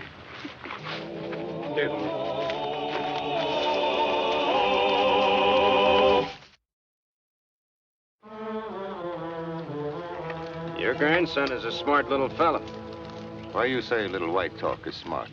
Well, his father gave him some toy soldiers and Indians, and he pulled the arms and legs off half of the soldiers so it'd be easier for the Indians to scalp them. Now, why don't you send your daughter back to her husband? White husband is a coward. Oh? Cowhand insulted my daughter. Is Cowhand dead? Your daughter wounded him. Brave husband fight for wife. Let white husband kill Cowhand. Bring his body to me. Then I will talk with him. Well, I can't make any promises for Mr. Melanie. Now tell him what you said.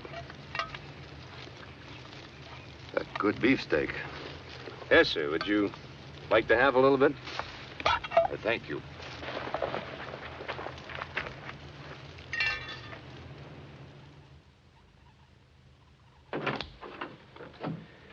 Nice family you married into.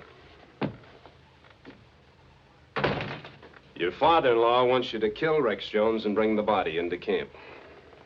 Well, I can't do that. Yeah, I know. Jones hit the trail for Texas this morning. Oh, I wouldn't have tried to gun him down. I'm not Cheyenne, and I don't take orders from Two Moon. Well, I'll get a hold of Sheriff Masterson. We'll round up some deputies and raid the camp. No deal. Look, I can do it legally. Grant's your little boy, and Two Moon kidnapped him. Two Moon wouldn't harm him and Laura, but the young braves might. Just loan me your Cheyenne friends. Laura must be pretty well sick of life in a Cheyenne lodge by now. I think I can talk her into leaving with me. Sure, and get yourself killed, too. You know, you're not very popular with that old Indian. Two Moon thought he owned Laura. Wish me luck, huh? Well, I'm going along, too. Meet me over at the jail, huh? You know, Mr. Brother and Mr. Cousin aren't like horses and guns. You can't borrow them.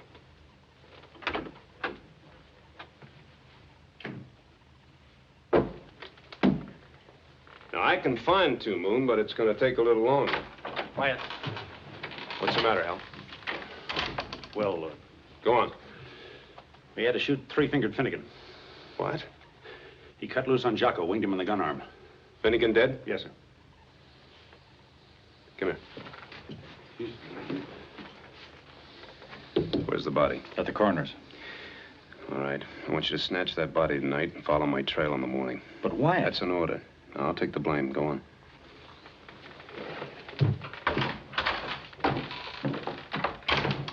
Well? You have risked your life for us many times. We do what you say. Good. Bring that saddlebag, will you?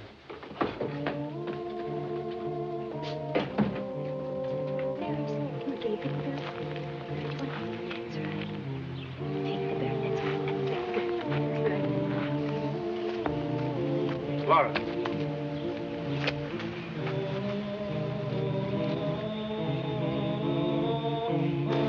No, there's danger. My father's having us watched. You must go quick. We rode all night to get here, Laura. Now, Wyatt, brother and cousin are back there close by. We can all leave together. Now, come on. No, they will kill you. The boy and I are happy here. Please, goodbye. You're not a very good liar, huh? Now, come on. Carlo? Ishkaya. We shoot. No, we get out of here. Ik kom, sir. What are they saying? Masha, indeed. Young man want to shoot Mr. Melanie. Girl who talks white says she must talk to Two Moon first. We saw. Ne walani. Nota. Hey, lego. Girl having her way. I hope Marshal Earp goes back to Dodge City. Now, you two skedaddle out of here. You've done all you can, and I thank you very much. You stay here? No. Where then? None of your business. Now, go on. The two of you right out of here pronto. Mr. Earp, I, Two Moon, eh? Mr. Brother thinks you go to Two Moon's camp. Is that true? Two Moon will listen to me. Why? Mr. Cousin, like you said, this is a family row. Two Moon is a father-in-law. Father-in-laws like to talk a lot. He'll want to tell his side of the story before he does anything to Mr. Melanie. We stay here and claim body of Marshal Earp.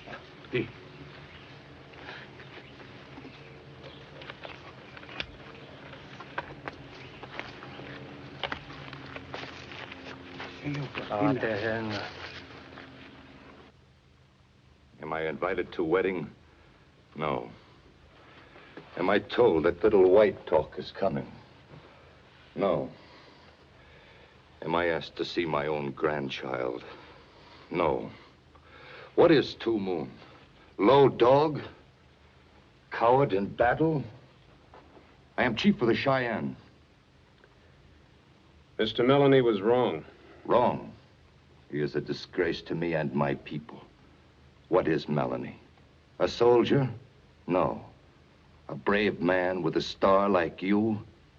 No, he is nothing. He has a few cattle, land he stole from the Arapaho. My daughter married a thief as well as a coward. No more talk. He dies. If you let me talk to Mr. Melanie, may stop a war. There'll be no war. Oh, yes.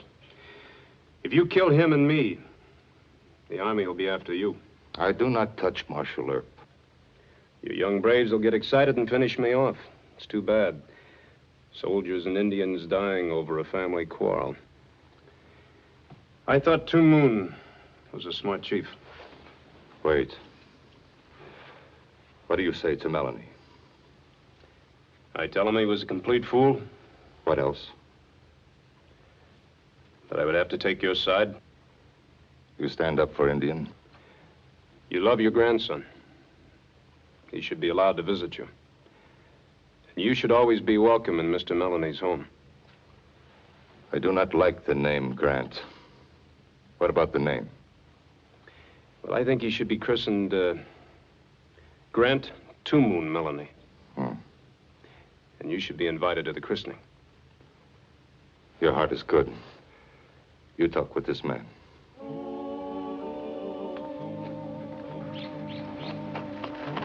And I'm bound to say that I sympathize with Two Moon. After all, he is your son's grandfather, you know. Wasn't all my doing. Laura? You know how Cheyenne treat their women. Laura came back from mission school. She found her father had stopped trying to act civilized. She was the chief's daughter, but she was his property. Well, I think the boy has changed Two Moon. His first grandson. Move closer. Laura gave me her gun inside my shirt. Well, I'll take it. But first, I want to talk to Two Moon again. Tell him that you're sorry. That he'll be treated like a grandfather. He wants more. You'll see. Now, quick, light me a smoke. And take the gun.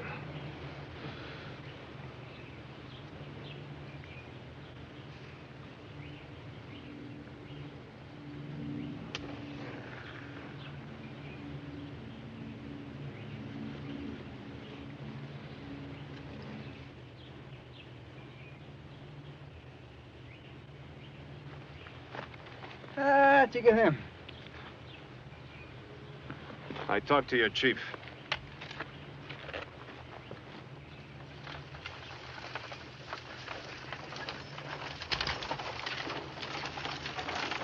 Hey, homie. Where's Wyatt? He talked to Two Moon. I stole the body he wanted. Now, what's the plan? He no tell. I think we wait here. Well, I better not go barging in any Cheyenne camp until Wyatt says so. I give you my word. Mr. Melanie's heart has changed. You will belong to his family after this. But it isn't going to help any. You're keeping him and Laura and little Grant Two Moon prisoner. You forget something. What? Cowhan insulted my daughter. Where is body? You'll get the body. When? Look, I've taken your side. Mr. Melanie has promised to act decent. And all you can think about is cruel Indian revenge. Apamo. Hiya, Taco. No. Now, you walk out of here with your hands up. Go on.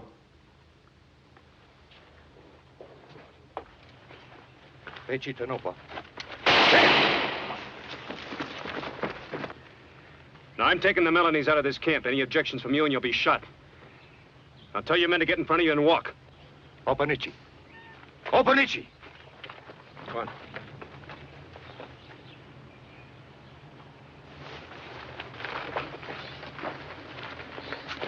Hold it. Now, bring out your daughter and her son. No shooting, Hal, no!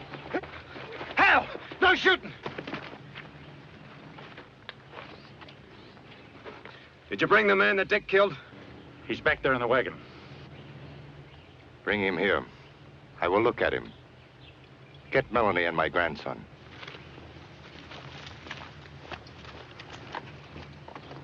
Look with care, my daughter. Is that the man? Yes. He is the man who insulted me. Then you are not a coward. Take your wife and go. Not without my son.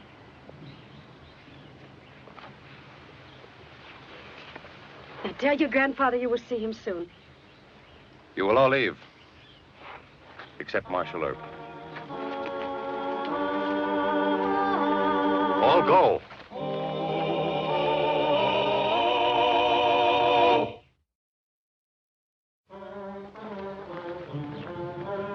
Give it to him.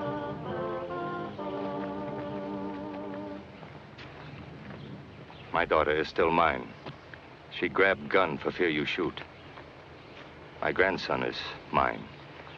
He hold my hand real tight. True. I will try to like my son-in-law. But that is not body of man who insult my family. This is Three Fingers Finnegan.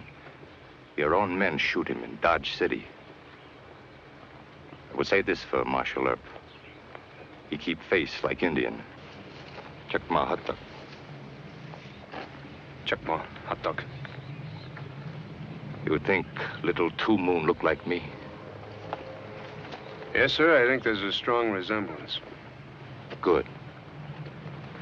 You go now. Thank you, Chief. Well, he cleaned up the country, the old Wild West country. He made law and order prevail. And none can deny it, the legend of Wyatt forever will live on the trail. Oh, Wyatt Earp, brave, courageous, and bold. Long live his fame, and long live his glory, and long may his story be told. Long may his story be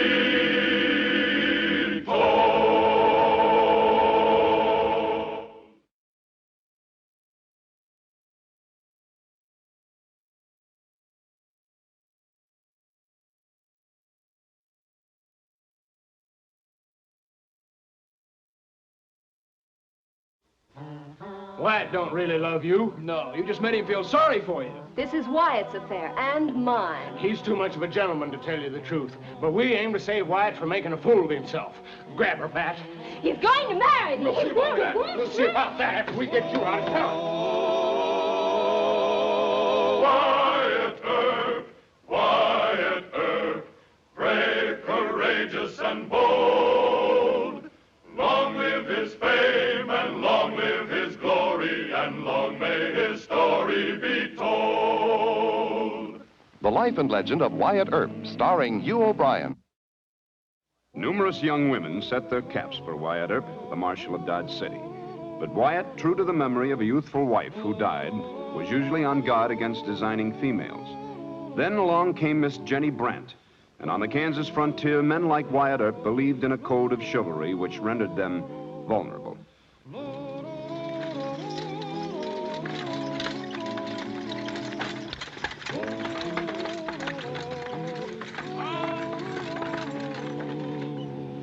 We'll camp here. Rustle some wood and water. I want to talk to Jenny Brandt. Jenny Brandt! Brother Dolph wants to talk to you. There's no need to shout. Oh, just the same, get down.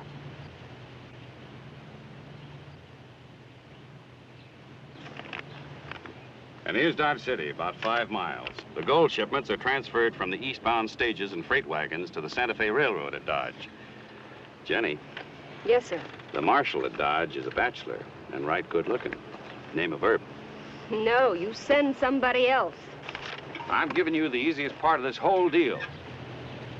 You gave my aunt and uncle an easy part back in Missouri. And where are they now? On the run somewhere. They'll turn up.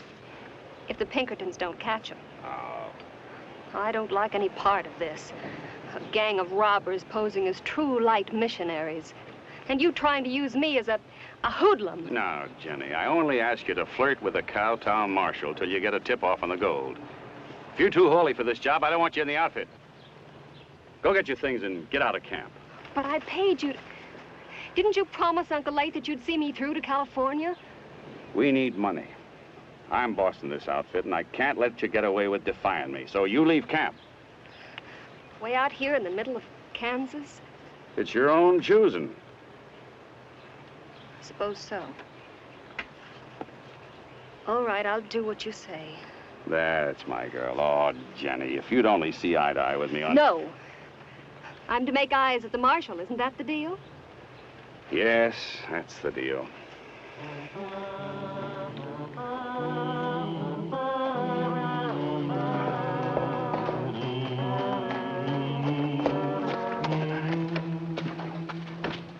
Hi, Wyatt. Oh, howdy, Hal. So you check on the wagon trains? Yeah, there's one I wanted to ask you about. Well, the Army issued orders they want all the settlers stopped from heading west. These folks aren't settlers, Wyatt. They're missionaries. The Cheyenne and the Apache aren't going to make allowances for that, Hal. You better ride out there and tell them to stay in camp.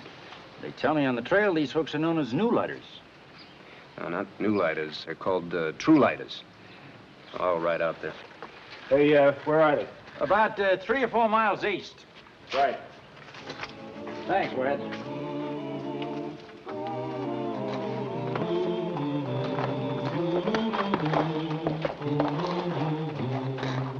Our visit to this community is one that I have planned for a long, long time. And you, as brothers and Brother sisters... Dolph, we have a visitor. Peace, brother. Howdy. I'm Marshal Wyatt Earp from Dodge City. Bless you, brother. I'm Brother Dolph. This is Brother William, Brother Jonas, Brother Ralph, Brother Arthur, Sister Lucy. How do you do? What can we do for you, Mr. Earp? Well, sir, I've had a request from the Army to hold all outfits westbound. The Indians have been raiding the Utah and California passage. Will we be delayed long? Well, I have no idea, sir. Well, we'll have to vote on the matter. Our word calls for... Let me go. Let me go. What's all that about? An erring sister, Marshal. She's to be whipped and expelled from camp. She has to be whipped? Yes. Hold it. Now, Brother Earp, you mustn't interfere. Look, you can expel a girl, but you're not going to whip her. Brother Dolph, I'll do penance, but you can't expel me. Not out here in this wilderness. Silence. The true light is turned from you. Let her go. Let her go. Now, you come in town with me. You hit your horse, that buggy. No, she can walk.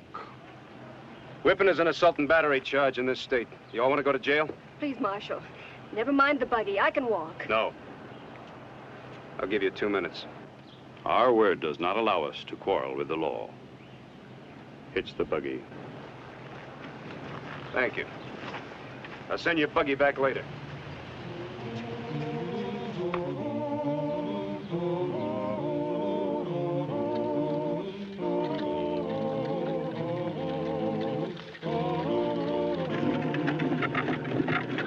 What's your name? I'm Jenny Brandt. How'd you get mixed up with those people? My aunt and uncle were true lighters in Missouri. Oh. They dead? All the folks I had. Well, then Brother Dolph and those others were supposed to take care of you, huh? How old are you? 22. Oh, I thought you might not be of age and the true lighters would have a guardianship. Well, maybe they'll forgive you and take you back. I despise them. I'll never go back. Well, then I'll find you a place to stay in town and try and find you a good job. Why should you bother? Well, that's part of my job. You know, you have a wonderful face. You're just about the prettiest stranded traveler we've had in these parts in a long time. Of course, that Mother Hubbard and that bonnet don't help any. I could take the bonnet off. There. How would you like it fixed? Oh, kind of rolled up at the back of your head there. Wait a minute, it's none of my business how you fix it. Yes, it is. I belong to you, don't I? Is this what you mean? Yes, and that'll look fine. That remark that you made about belonging to me, that's right strange. It's a true lighter's joke, huh? No, Mr. Earp. If you'd picked up a stray calf back there, it'd belong to you, wouldn't it? Not if it was branded. I don't recollect any brand on me. Yeah. It's a nice, sunny day, Miss Jenny, and yonder over there, that's Dodge City. Giddy up, boy.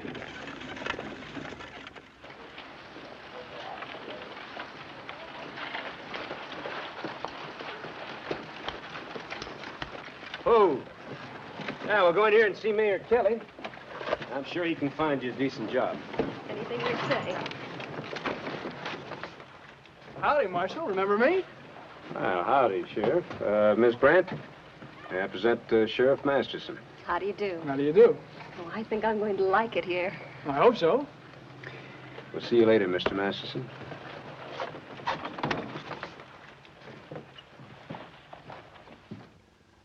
Dodge Hotel's looking for a bookkeeper. Hold on. Here's a note from Miss Francie Morgan. She wants a seamstress for her millinery shop. Can you sew? Yes, pretty well. Oh, you'll like Miss Francie. A fine lady. I think it'd be a good idea. All right. But you come with me. Oh, thank you, Mayor. You've been so kind. It's my pleasure, young lady. I like your friends. Well, thank you, Miss Jenny. I kind of like them, too.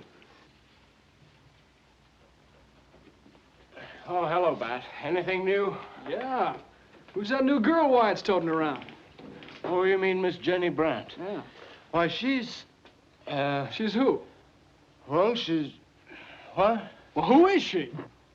Well, she belonged to something called the True Lighters. Bad cess to 'em.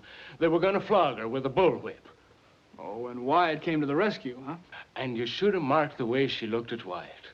Love, my boy, love. Oh, so that's the deal, huh? And why not? Wyatt should be taking himself a wife. Marry her? What does he know about her? Well, do you know anything against Miss Jenny? Not yet. But you know Wyatt when it comes to women. They're all angels. Look, I'm not saying there's anything wrong with that girl, but what if there was? Well, you'd have to prove it to me in black and white. All right. Well, listen here now, you just quit your mooning. You're mayor of Dodge City, not Dublin, Ireland. Now, see here, Bat. Aaron Gobra.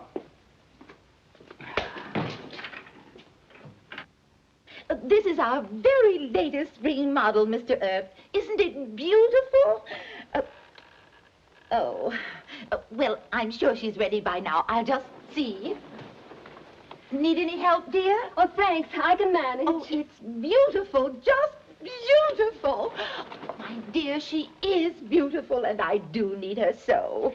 I certainly hope she'll fill the job. Oh, I'm sure of it. And I'll speak to Mrs. Elbert about a room in our rooming house. That's very kind of you. Oh, that poor child, what she must have gone through with those dreadful people. Well, here I am. Dear, it is so becoming. What do you think, Mr. Earp? Well, you just can't beat Miss Francie for pretty hats and pretty dresses. Oh. Now, do you see why we love Mr. Earp?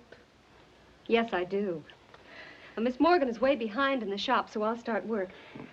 Will you take me to dinner? Jenny. Oh, well, you see, Miss Francie, it's part of the agreement. I'm her, I'm her business advisor. Oh.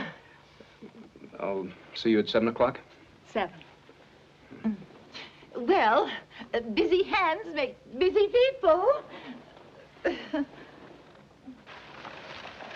Thanks for a lovely evening, Marshal. It was my pleasure. You know, I think I'm falling in love with you. You're what? In fact, I'm already in love with you. Miss Jenny, didn't your folks ever tell you that a girl usually thinks she's in love with a half a dozen men before the real thing happens? Yes, and I was also taught not to act like a bold hussy. But this is real. Miss Jenny, you're very lovely.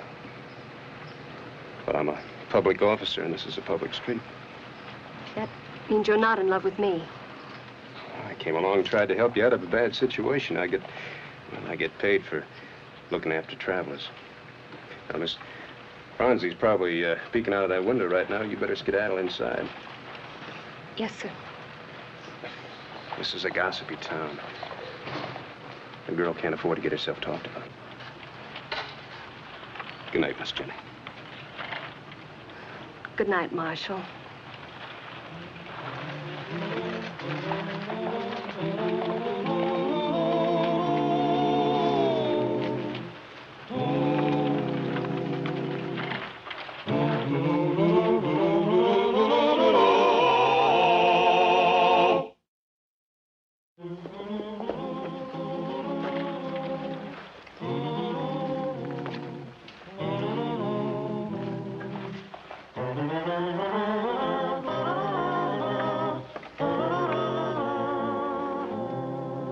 Morning.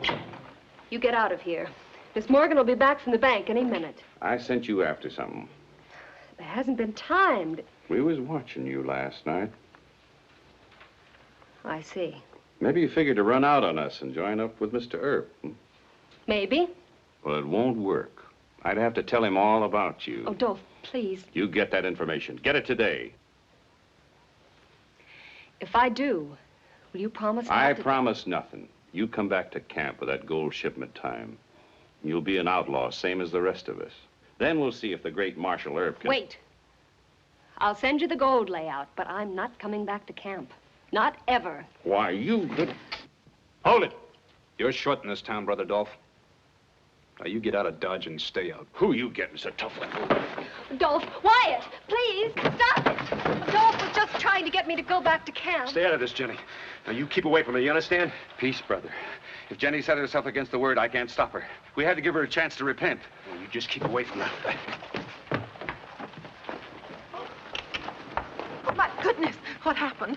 What's the matter? Oh, just a slight misunderstanding, Miss Bronson. You'll have to talk to Wyatt. Be better if you did.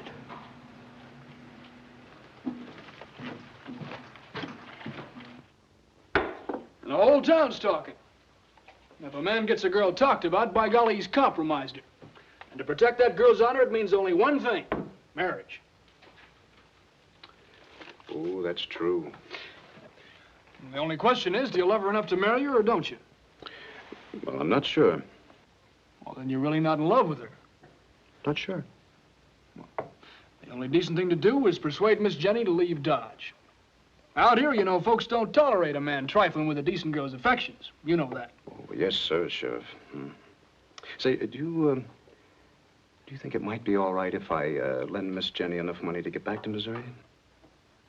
No. Well, Mary Kelly and I'll handle that. Well, you know, Mr. Masterson, there's just one little thing wrong with all of this. Wrong? You see, you're assuming Miss Jenny's in love with me and wants to marry me. Well, what girl wouldn't? Oh, thousands and thousands, Sheriff.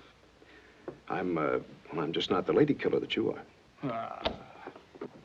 But I will have a nice long talk with Miss Jenny. But you and Mayor Kelly stay out of it, you understand? You know, I kind of wish Miss Jenny really wanted to marry me. What? So, by the way, how's everything with you? Oh.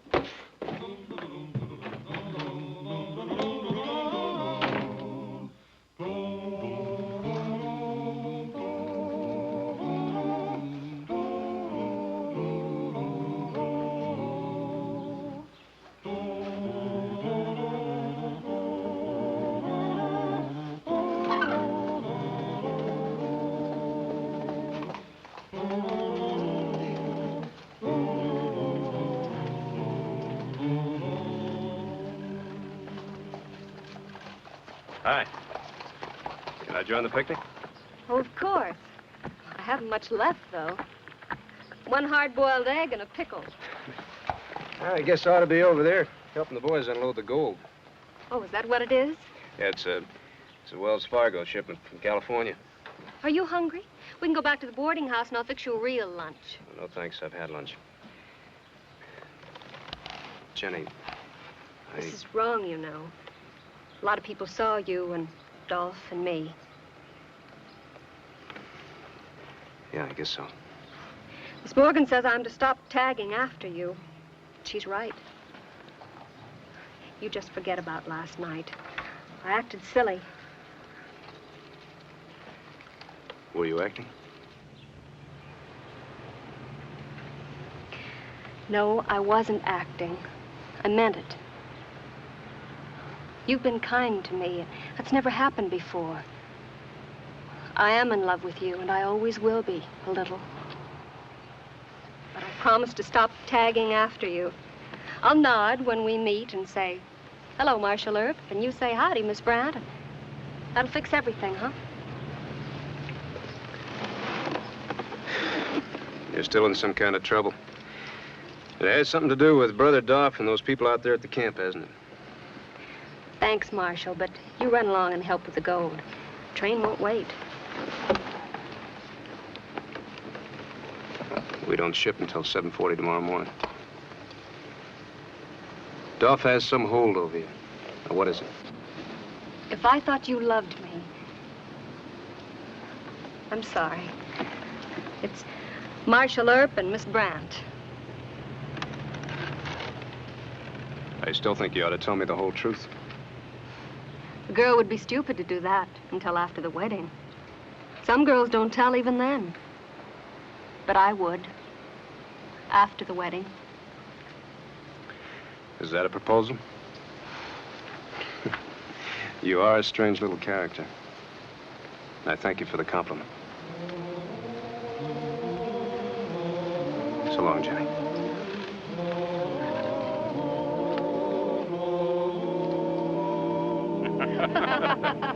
That was some meeting. That was the night the sheriff came in right in the middle of the meeting.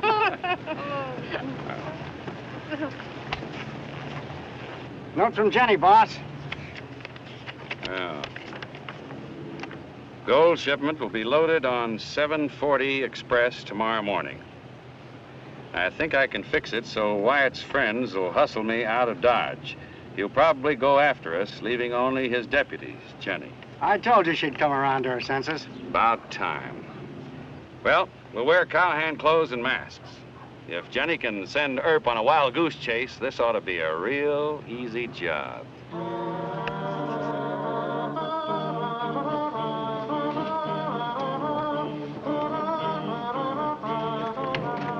And that's the way the thing stands. Mr. Kelly, I thought you and Sheriff Masterson should be the first to know. Wyatt has asked me to marry him. Oh, no. Well, don't you go mushy-headed on me. You pressured Wyatt into this. Why don't you ask Wyatt what happened? Well, no use asking him. Well, congratulations, Miss whoever you are. Oh, I have a past. Yeah. But I told Wyatt the whole story, and he said it didn't matter. But, Miss... Good day, gentlemen.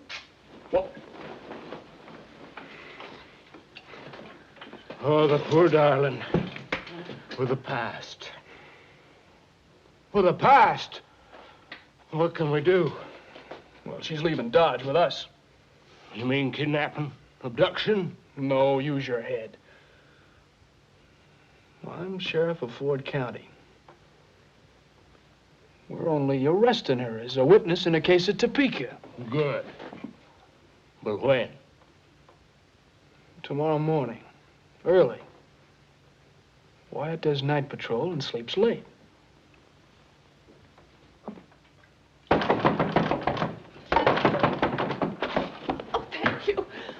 Mr. Earp, they've arrested Jenny and taken her away. Well, just sit down, Miss Fonzie, and relax. Now tell me, who arrested her?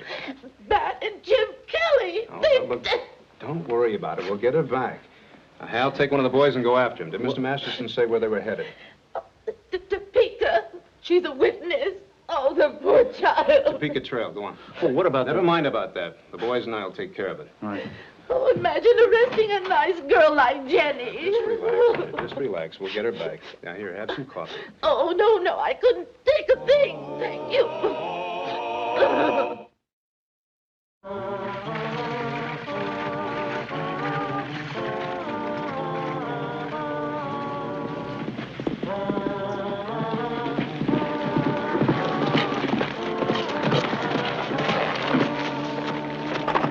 Get away from that cart! You heard your man! Hold it!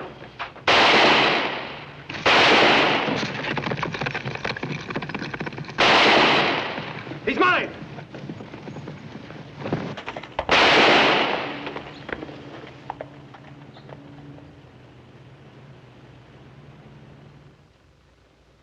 Sheriff Masterson, you were legally correct to arrest a witness, but I think it was a fool's stunt. Well, the girl was in cahoots with the phony True Lighters. No, she wasn't. She was working for me all the time. Now, Miss Jenny, there's a $500 reward for anyone helping to protect a Wells Fargo shipment. No. I won't take it. Arrest me. All right, well, just be patient. Now, Mr. Masterson, if you knew anything about genuine True Lighters, you would have spotted Brother Doff. You see, a real True Lighter doesn't believe in violence. Now, Miss Jenny, you come with me.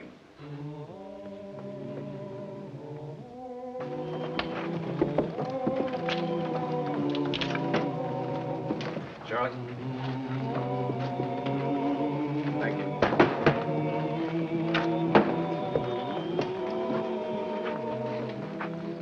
Why are you turning me loose with $500? Well, you'll kind of need the money to get a fresh start back in Missouri. Miss Jeannie, there's something I want you to believe. I'll always think of you a little. Why? Well, because you tried so hard to fall in love with me, and because it was really you who took me off to the holdup. How? You kind of got desperate and asked me to marry you. And, you see, the true lighters, they don't believe in marriage. What?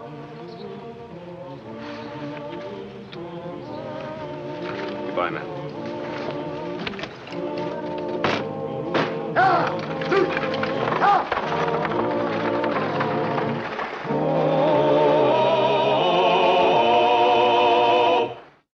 He cleaned up the country, the old Wild West country. He made law and order prevail.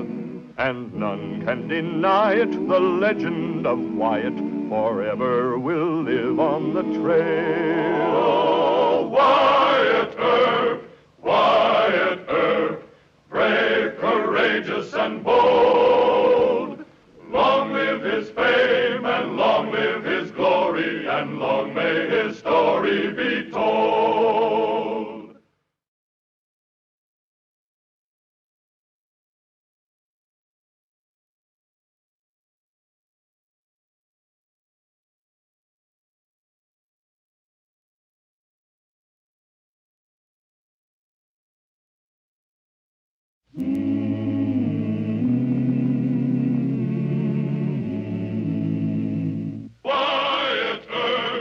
Wyatt Earp, brave, courageous, and bold.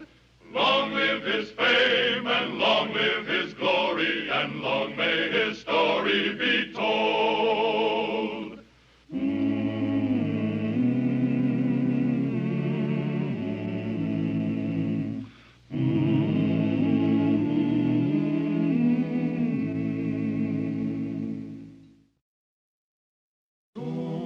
Ever since Bat Masterson's election as sheriff of Ford County, Wyatt had known he must appoint a chief deputy to replace Masterson.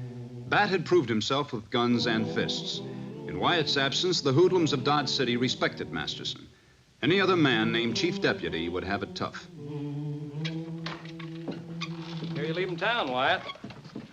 Yeah, that's right. Sheriff Masterson sent word he's got some bank robbers holed up in Bushwhacker. Hal, you'll be acting chief deputy. Yes, sir. Hank, Ted, and Lou, you'll be taking orders from Hal until I get back. Wyatt, why can't Hal or one of us go help Masterson? Well, because I know Bushwhacker and you don't. Hal, if you want to ask any questions, ask him while I'm loading. Right.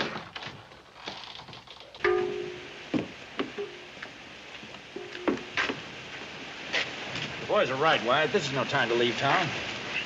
I didn't pick the time, Hal. But I did pick you as acting chief deputy. Now, you know the routine and how I want it run. And I trust you. Now, you trust yourself. Yes, sir. I'll be back late this evening sometime. You explain it to Mayor Kelly. I didn't have time. Right.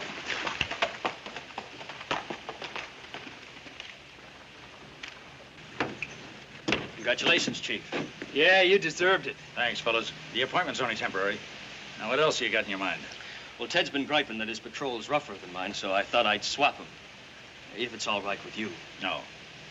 Each of you knows the rough spots in your own patrol. Ah, Hal. No. Get moving.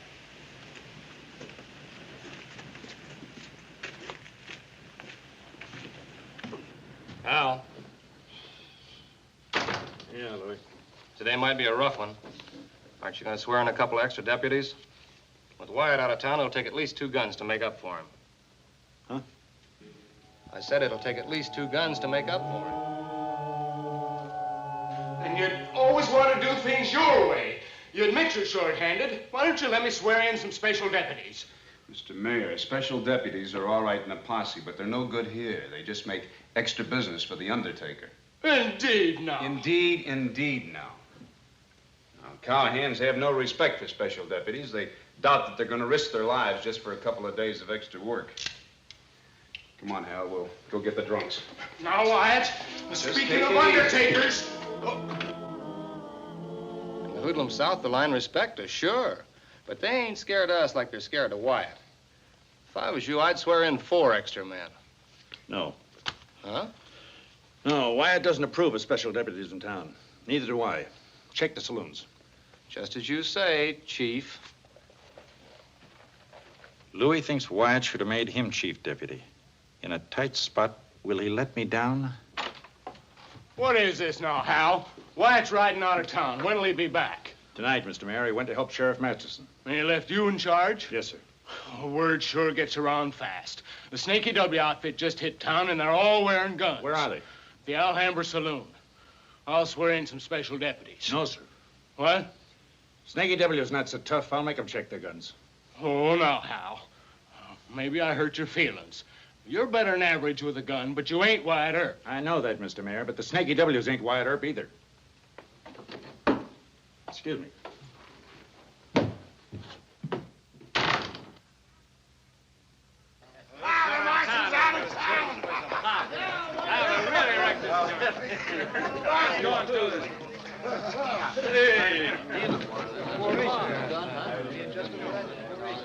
The average cowhand is mostly bluff and bluster, Hal. He has to be awful drunk to shoot at a deputy. He knows I'll be after him.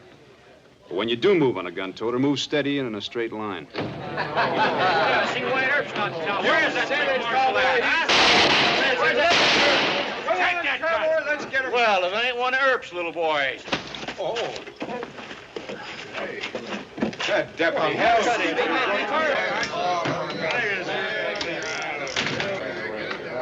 All of you wearing guns, check them. Come on, Check them, I said. Niven. Check this. Mike, put this behind the bar. What's the idea, Hal? You ain't Wyatt Earp. It's lucky for you Wyatt isn't here.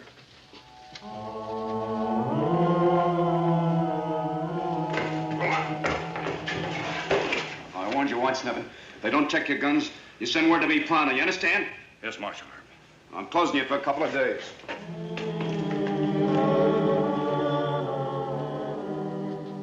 You keep on acting like Herb, and Wyatt would close you for this. I'm giving you a break. Next time you sell drinks to men wearing guns, you will be closed. Any back talk out of you, I'll slap you silly. Why, the kid shot him. I'll take that gun. What happened? Well, I asked him for a job. He cussed me, so I cussed him back. He started to draw, so I shot him. Mr. McKay never even reached toward his gun. Quiet! Either one of you see what happened? No, sir. Look, I'm telling the truth, officer. Are you lying? Come on, give me back my gun. This is a necktie party. No. You bet it's a necktie party. Hold it, hold it! Start this boy off to jail. Now, there'll be no necktie party. But Mr. Norton... Don't crowd me. Pick him up.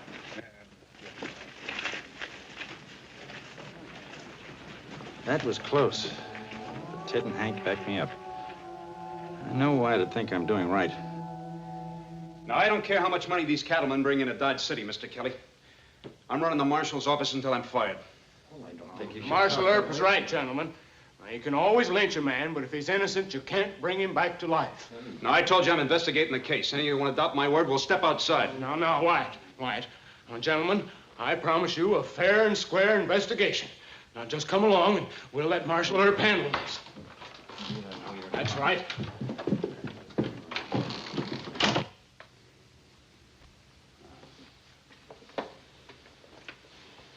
You should have taken a poke at him.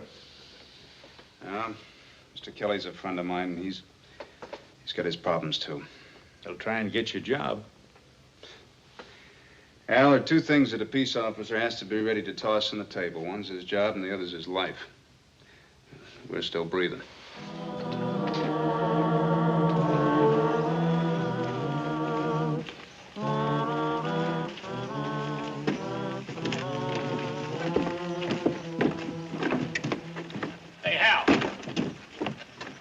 was shot was Todd McKay, the Snaky W foreman. Yeah? Dave Williams just got in town. So? Don't you remember? He owns the Snaky W spread. He's a big man. He'll tree this town. What are we supposed to do? Stand still? Oh, quit talking like Wyatt, will you? No. I'm even trying to think like Wyatt.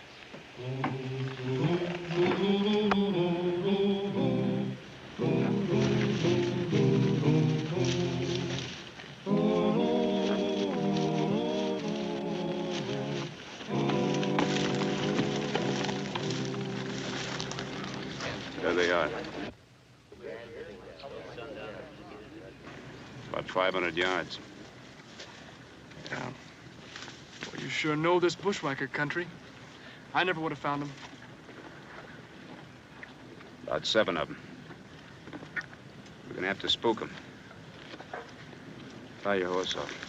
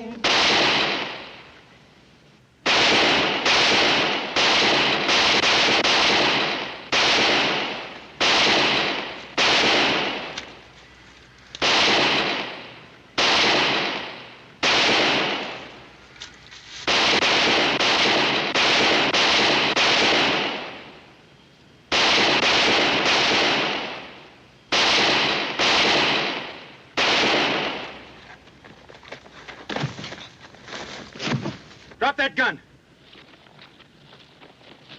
Drop him. Come on, get it. Go on. Drop it.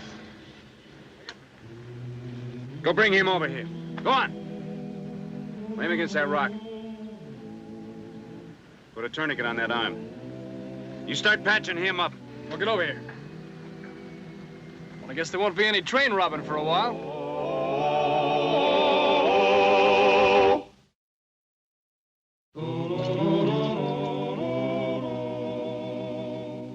Thanks. Yeah.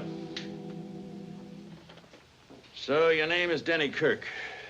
You're a saddle tramp from Arizona. You came here to see a girl by the name of Pauline over at the Stagecoach Cafe. You'd never seen Mr. McKay till you hit him for a job. Well, I lied about that. No?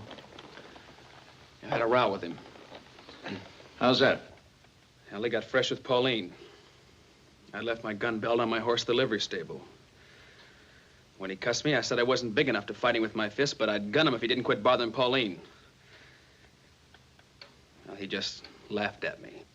So you laid for him and gunned him? No, sir, you got to believe this, Mr. Norton. I run into Mr. McKay by accident. Wearing a gun? Well, I had to wear it. I made my brag about gunning him. Pauline made me promise to get out of town. I know it was wrong to go armed, but Mr. McKay had a gun, too. Where's Pauline now? He's probably sore at me for breaking my word.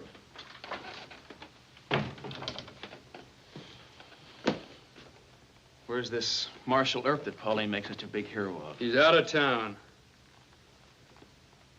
My luck. Doesn't look like such a strong jail. No jail's any stronger than the officers in it. Lock him up. What are we booking him on? I don't know yet. Say it's murder, they'll bust me out of here and hang me. Easy now.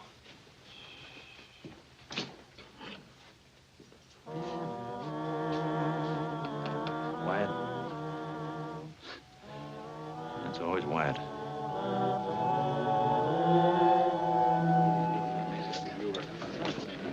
Give me that.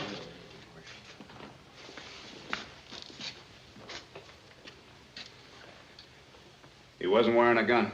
Look at his right side pocket.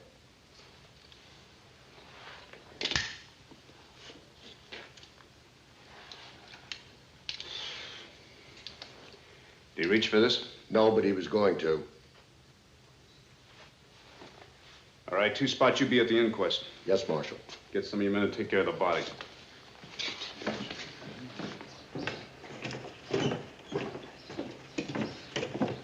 Wyatt, you mean that's enough to get Two-Spot off just because the other man was carrying a gun?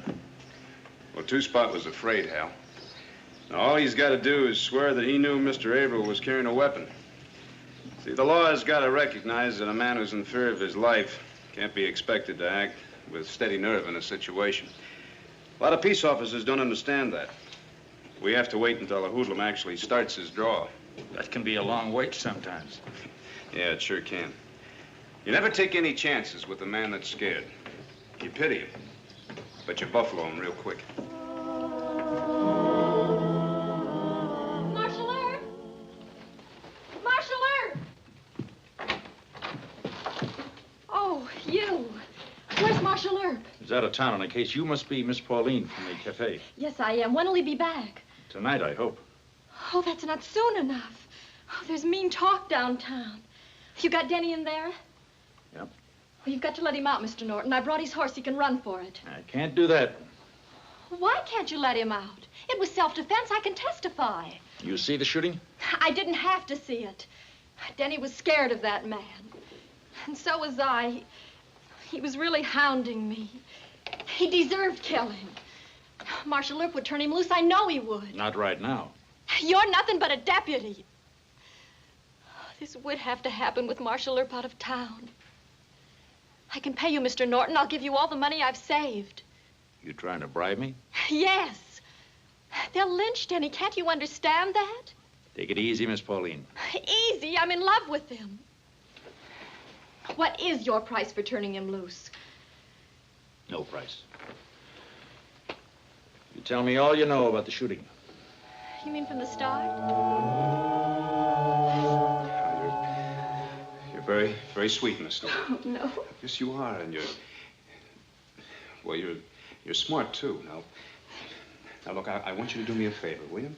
All right. I want you to tell your brother to come into Dodge City. Now, look, if I have to ride out there, he might get hurt.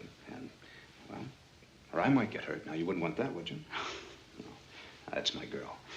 Now, you want me to trust you, don't you? Yes. I'll go right away. You wait here. I'll wait right here.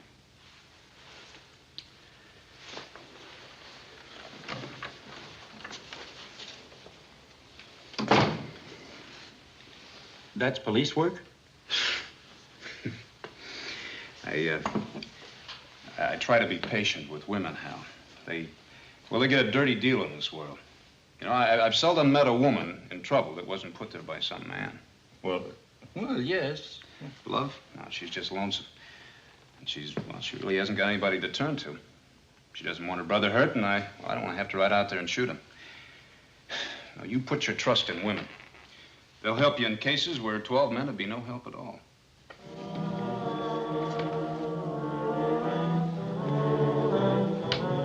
And I don't know if Denny drew on him or not. But if Denny says that's what happened, that's what happened. Yeah. Well, I believe you. Jury might not. Now, Denny said that some men that live around town saw that fight. Then why don't you make him tell the truth? No, I can't search the whole town. That's your job. How? Where could I start? Go back to the cafe, ask a lot of questions, listen to the talk. Oh, but what if a mob should come? No. There are 3 deputies here and myself. They're not going to take Denny. If we can't fight him off, I'll turn him loose. I promise you that. I think I believe you. I'll do it, Mr. Norton. Thank you.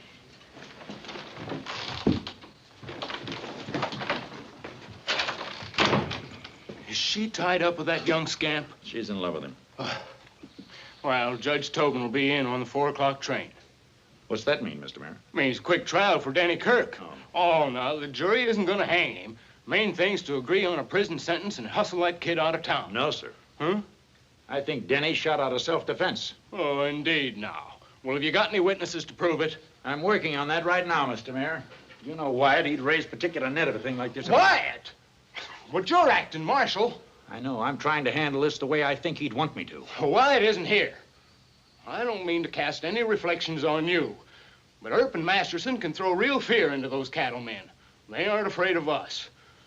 If we get tough with Dave Williams, he'll lynch that kid. I know. Dave Williams isn't afraid of me. Well, the point of it is, Mr. Mayor, I'm not afraid of Dave Williams.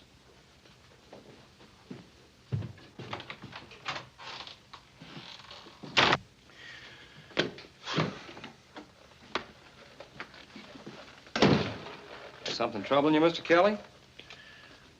Where's Ted and Hank? Well, they went back on patrol. Norton's not handling this thing with common sense. Well, I got authority to fire him, you know. Now, suppose I was to make you acting marshal. You and the other boys do like I say? Can't answer that till I talk to Ted and Hank, Mr. Mayor.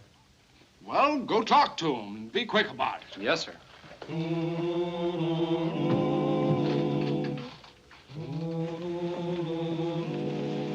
Hey, Norton. One thing you should always keep in mind about Texas men, Hal. They're still fighting the Civil War in Kansas.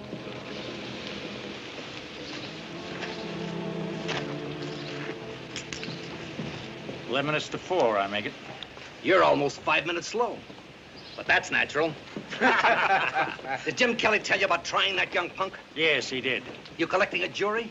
The judge is due at 4. What's the big rush, Mr. Williams? Talks just like Wyatt Earp, don't he? Patterns himself after that short-horn imitation. You never call Wyatt names to his face. Take 'em, boys. Try it. One at a time. Take her off Mr. Norton! Mr. Norton, in the cafe, quick. Later. I got some business here. Next time you see us, it'll be in court. Court? Oh, no, Denny did shoot in self-defense. You come with me, hurry. So that's the play. Norton's going to try to get the kid off. Just let him try.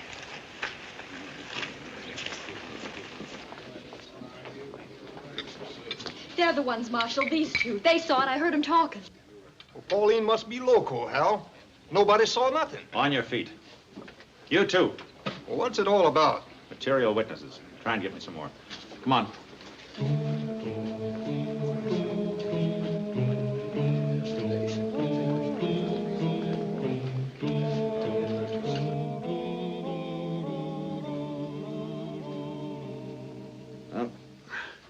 How many times do I have to tell you there's nothing to be scared about? All you have to do is to testify to what you saw. That'll convince Williams that his man was asking for trouble. But what about that kid in there? You want to see him railroaded off to prison? Or taken out by a lynch mob? Oh, you're wasting your breath, Hal. Now, if Wyatt Earp was here, it'd be something different. You said you'd protect us, sure. But Earp's the only man they're scared of. And besides, I don't... Any luck? No. Well, we can't spare the time. Party starting? Yep. Lock him up. Come on, boys.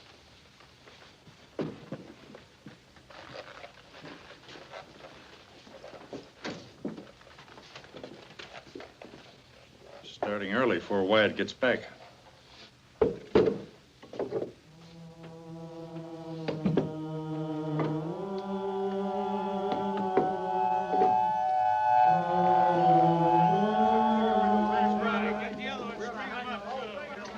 We better be getting outside. Why don't we pick them off from the doors and windows? You can't hide from a mob, Louis. Gives them too much courage.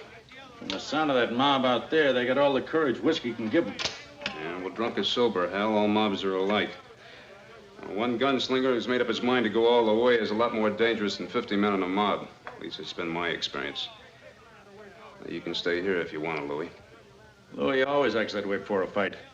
Just don't get too brave out there. Wait till the boss shells cut loose. I've been following Wyatt for some time. All right, you come or stay, but I don't want you arguing with Hal if you come with us. I want silent deputies with their thoughts on spraying buckshot where it's going to do the most good. All right, let's go.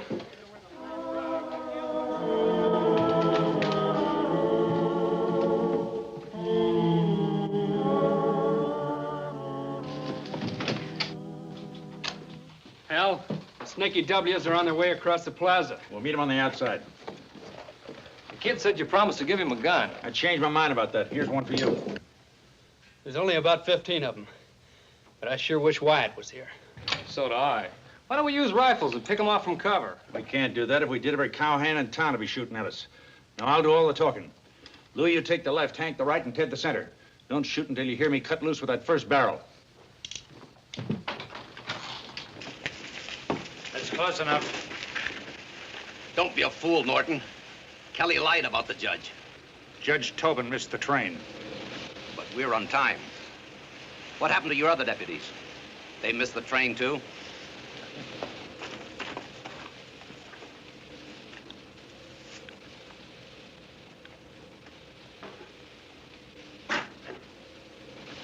I said don't be a fool. Earp and Masterson may try to even things, but you'll be dead. Get out of our way. We're coming in. No, Black Hal, we'll blast them. Don't shoot! Why, you? These men don't want to lynch an innocent kid. Better have Doc McCarty look at Mr. Williams. The rest of you beat it. Go on, move.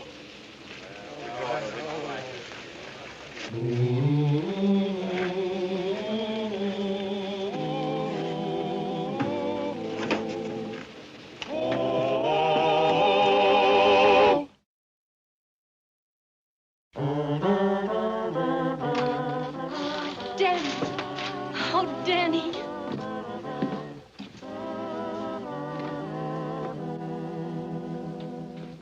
Well, it's about time. I thought you'd never get here. What's the matter? You been having a little trouble? A little trouble? Why? Oh, no, sir. It was nothing I couldn't handle. Well, that's what I expected, my chief deputy.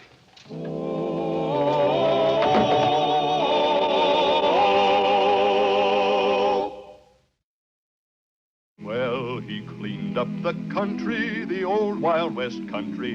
He made law and order prevail. And none can deny it, the legend of Wyatt forever will live on the trail. Oh, Wyatt Earp, brave, courageous, and bold.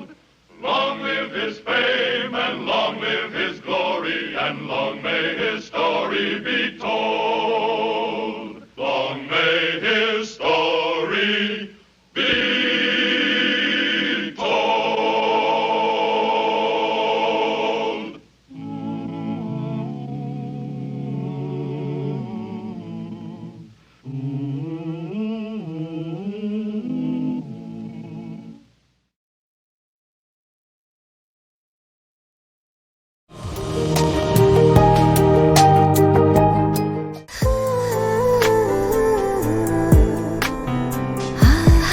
আপনি কিন্তু দেখতে যথেষ্ট সুন্দরী একজন মানুষ,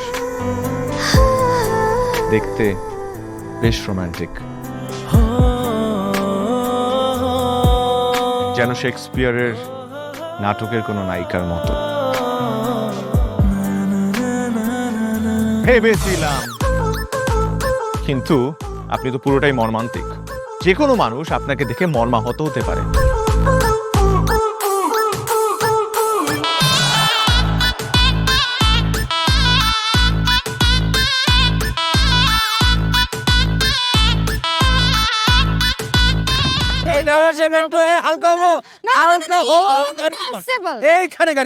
আমার হালকা হতে 1 মাস সময় লেগেছে।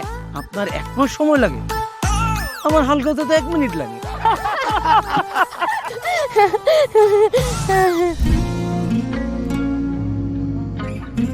আমার কাছে মনে হয় জীবনসঙ্গী এমন হওয়া উচিত যার সাথে আপনি প্রতিটা মুহূর্ত উপভোগ করতে পারবেন, সারাক্ষণ খুনসুটিতে মেতে থাকতে পারবেন এবং তার মনে এমনভাবে বসবাস করবেন যে আপনার দিকে সে একটাবার তাকালেই বলে দিতে পারবে যে তার বেঁচে থাকার কারণই আপনি। পথে চলতে চলতে, কথা বলতে বলতে, কখন যেন হলে আমার জানি গল্পে গল্পে মিশে অল্পে অল্পে আমিও হয়ে গেছি তোমার। ছোট ছোট ভুল ফুটে হলো ফুল যে তোমাকে পেলাম, গুটি গুটি পায়ে স্বপ্নের নাই আমি ভেসে গেলাম। আপনি কি মনে করেছেন একজন মানুষ আমার জীবন থেকে চলে গিয়েছে এবং আপনি সেই সুযোগটা কাজে লাগিয়ে আপনার ফিলিংসগুলো আমার কাছে এক্সপ্রেস করবেন? আর আমি সেটা হ্যাপিলি অ্যাকসেপ্ট করে নিব, এই হচ্ছে আপনার বন্ধুত্বের নমুনা?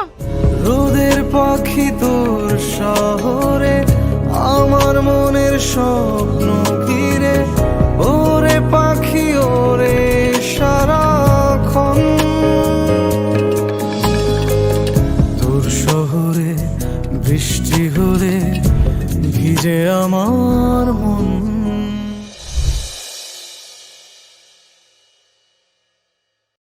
Và VS biết New York.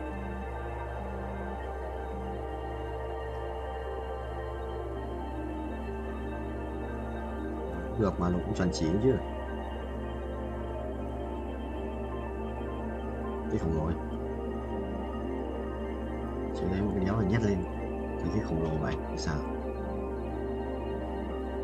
Linh trên lên không nhặt trước lần nữa. Hello guys. Tao chắc sẽ chinh choang chưa? Mấy thằng Trung Quốc ra này. Mẹ có thằng điên xin ở Pripyat, mày có thích Pripyat không? Còn hàng con lợn này 34 tỷ nhỉ? Bay đến 80 triệu. Không mời đồng yes quay.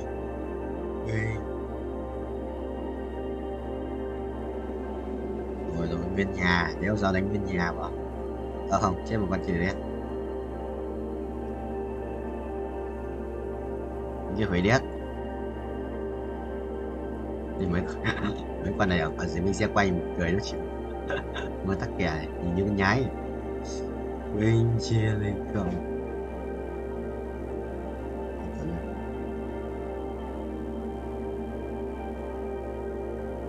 nó vậy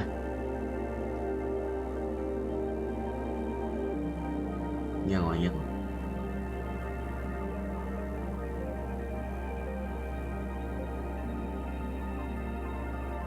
ai đánh bộ khởi đầu đúng không vậy? Đọc một tướng à? Không, ai đánh bộ khởi đầu cũng thầy à? Thôi thầy xin phép vậy. Còn tiền 3 sao tiếp 3 thì check bài á, không có thằng đánh á. Này có oan thì sao? Không phải. Đánh thần rừng à? À đâu? Hiệu này em đánh là suýt rồi.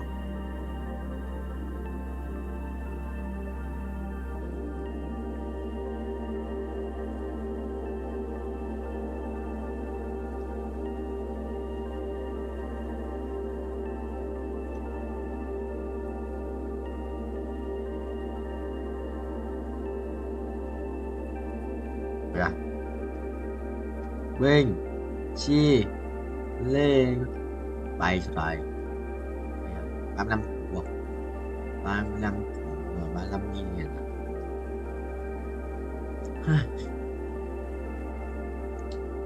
hai lap này kia chắc bay như ác quỷ 800 năng lượng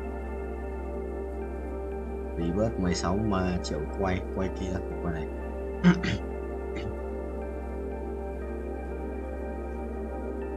16 triệu rồi à? Từ từ, thế tiếp cút về kia một lap một để vớt này. Quay 230 con phù thủy à.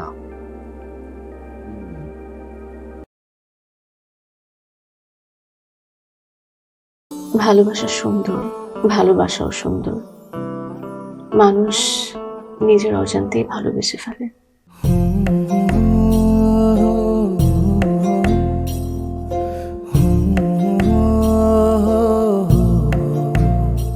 আমার মনে হয় কি জানেন, আপনার মতো জানাশোনা কাউকে না আমার বিয়ে করা উচিত। এটা কি উপলক্ষে? ম্যাডাম ফুলটা গ্রহণ করুন, তারপরে বলতেছি। ভোটার আইডি কার্ডে যার স্বাক্ষরের জায়গায় টিপসই দেয় এখানে কেউ ডাক্তার। এই দুইজনের মধ্যে যে আগে ম্যাডামের মন জয় করতে পারবে ম্যাডাম তার।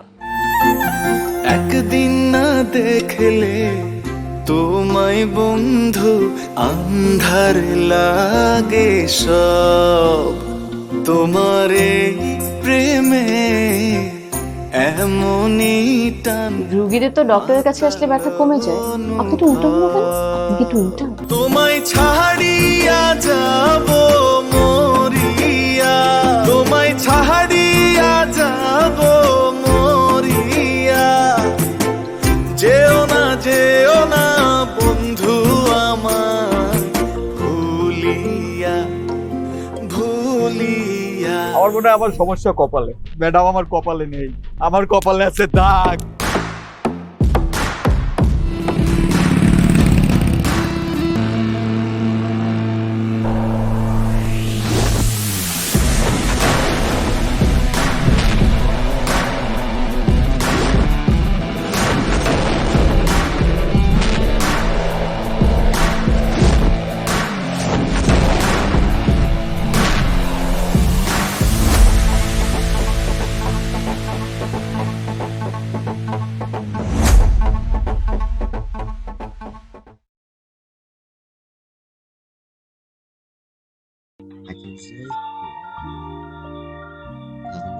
Là 5.5x tốc độ sử binh.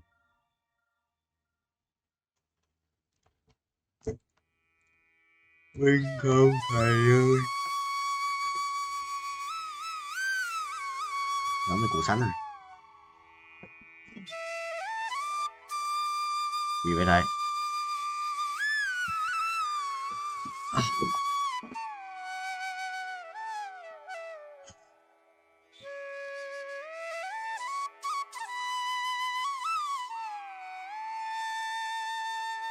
Này 125 à? 200 rồi. Cộng gì đây? Tạm mới nâng cấp tất cả nâng cấp cho một lần. Bình. Rồi xoay bài tự động không? Có lấy bạc rồi anh lấy xoay bài tự động ấy.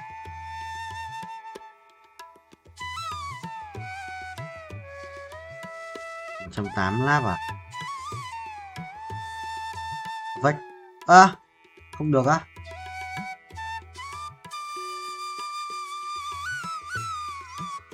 Perfect. Được, lấy còn. New request này 215 nắp à? 25 à? 25. 35 không? Được, cộng 10 này, 30 rồi, thừa 30. 10 này.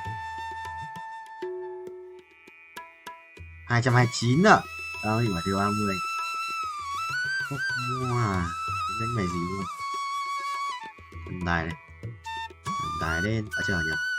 Thần tài lên.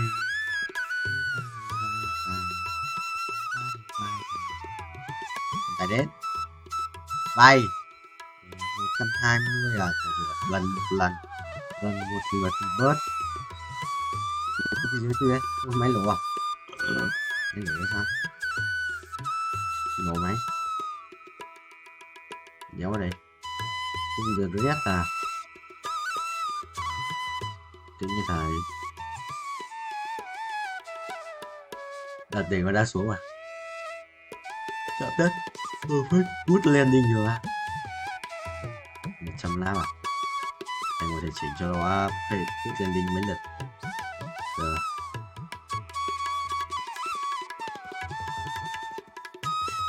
Chồng chỉnh bằng những gì mà chưa này á.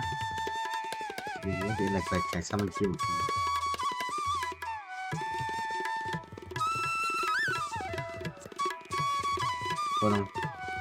Có không? Good landing. Đéo vậy, phải nói. Áo choàng bạc, độc dược sĩ. Được lấy mất chất rồi phục. Có sức hành vác, cái điểm lính. Áo choàng bạc này. Xong đâu? Mình. Thần tài ngay.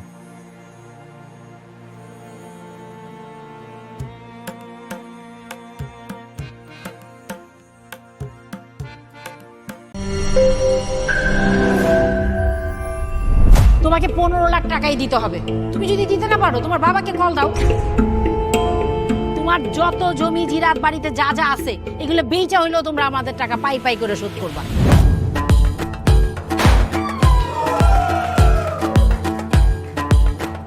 একটা ব্যাপার কি খেয়াল করছো? শহরে কিন্তু দুইটা রূপ, রাতের এক রূপ, দিনের আর এক। বেঁধেছি ঘর হৃদয়ের পর, গাঢ় সবুজ ওই গহীন বনে। আরে ব্রো, সবসময় চিল থাকতে হবে, কিচ্ছু মাথায় নেওয়া যাবে না। ভালোবাসা হচ্ছে একজন আরেকজনের উপর ভরসা করে, একজন আরেকজনের হাতের উপর হাত রেখে এই জীবনটা কাটিয়ে দেয়। কিছু মানুষ এই রাত জেগে থাকে আর টাকার বিনিময়ে সুখ খোঁজে। বসুন। এখন তো সিরিয়াস হওয়া উচিত, তাই না? আমি তো কোথাও যাচ্ছি না পার্টি করতে, তুমি কেন যাচ্ছ? কেন বন্ধ করতে পারতেছো না বলো তো?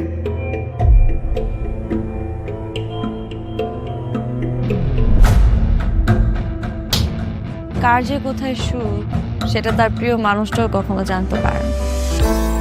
পাশাপাশি তবু যাচ্ছি বিপরীতে, কাছাকাছি তবু যাচ্ছি বহু দূরে। Hi, you look good. Thank you.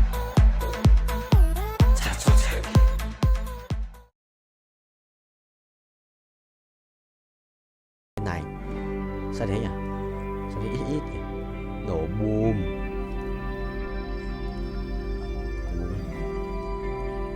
Chuẩn không mày? Chuẩn rồi. Không có rồi.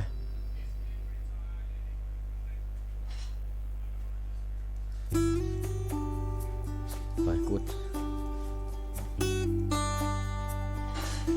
Xong, cút.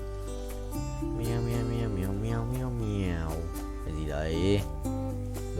Lò đắc bù bù làm mau vậy? Chuẩn không vậy. Thầy lái nha, thầy lái tốc độ cao xem con lái không? Từ từ. Mày ấy á, xít được. So ride a cat in high speed đấy.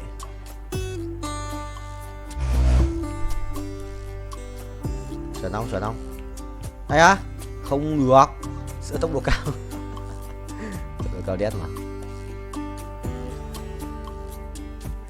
Rồi một lần, hai lần, lần thứ hai 300 lap à, 400 lap. Chuẩn không thầy? Chuẩn không? Chuẩn không?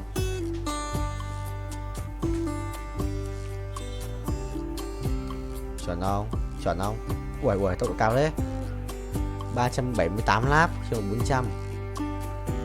Hay à, bắt đầu thua. Thua, bài khỏe đấy. 2299 á. Mày đấu sĩ á. Mình lắp vào mày đừng méo ăn uống đầy đủ nhỉ? Thằng này được ăn uống đầy đủ. 2299 là phải không? Không. Tự đọc chuyển hóa bản đâu?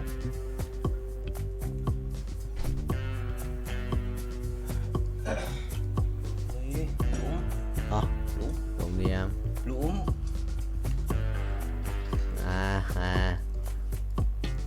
Ô, phải chấm.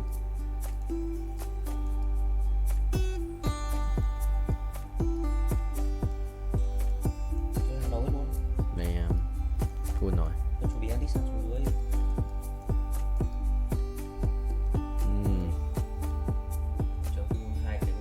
Không biết. Ok thầy ơi, mày sẽ ride a cat. Lâu rồi, 15 phút. Well played bro. Mày lái luôn đấy, lái bình vua lái racing boy.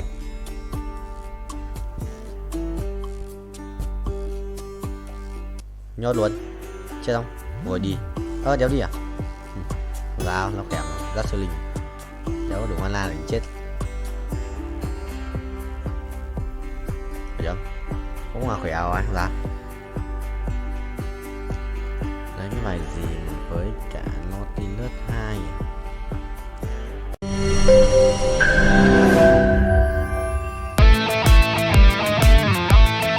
দরকার পড়লে একটা রিকশাওয়ালাকে বিয়ে করবো, তারপর তোকে বিয়ে করতে। তুমি যদি মরে যাও আমি তোমাকেই বিয়ে করব। দেখো দেখো বিয়ে এত সোজা। আমার 5টা কন্ডিশন। কয়টা? 5টা। আমি জেডি সাফায়েত রমরাজন। স্যার এটা তো ভোটার আইডি কার্ড স্যার। বাড়িতেই করবেন নাকি হোটেলে? না না, আপনি যেমনটা ভাবছেন বিষয়টা তা না। ভাই আপনি তো করবেন। তোমাকে দিয়ে হবে না, আমি জানতাম। শুধু শুধু সময় নষ্ট করো না ভাই। আপনি তো অনন্ত দলিল না যে অসম্ভবকে সম্ভব করে আপনার কাজ। জিমি জিমি জিমি কি হচ্ছে? আচ্ছা আচ্ছা আচ্ছা, আঙ্গের একদম বইরা দিমু। যাচ্ছে সব বাইক কর। শর্ত দিয়ে বিয়ে, শর্ত দিয়ে বিয়ে। ভাই, যে বয়সে মানুষ গার্লফ্রেন্ডের কামড় খায়, সে বয়সে আপনি কুত্তার কামড় খেয়ে হাসপাতালে ভর্তি হয়েছেন।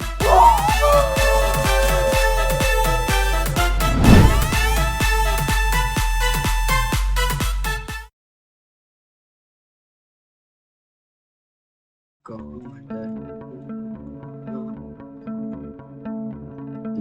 chuẩn không? Nó mà chuẩn không?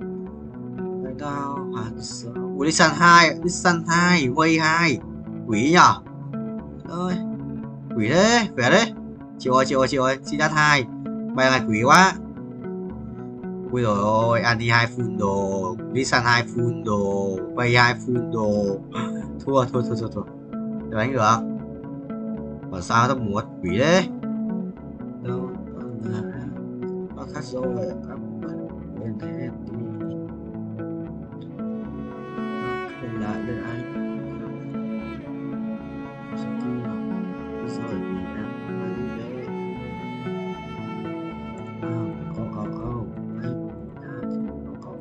Nó sẽ giữ bài. Đéo tung ra mà.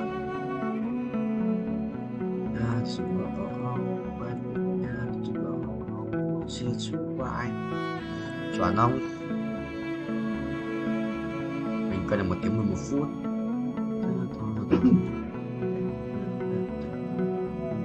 Nhiều gì à? Đi xin tăng tầm đánh đồ cái đồ A1 nghe sự cho đi xin là đúng đấy. Sao không đéo đánh đi xin? Tôi xin ra để bắn đi xin này. Chốt nào? Rồi bắn ạ. Đéo bắn này. Xin ra để bắn đi xin này. Chốt nào? Xin ra để bắn đi xin ạ. Phút bắn trên. Thôi đi rồi. Hai stop 3. Này ở đây. 6 tuổi 8 33k. 25 phút hết hay không? Cháu nói bao nhiêu hết 5 phút hết. Hết an ninh vậy rất dễ kiếm nhá.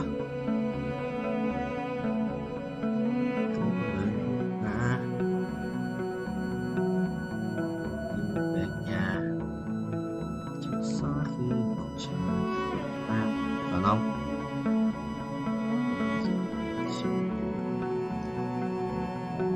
Ngày sau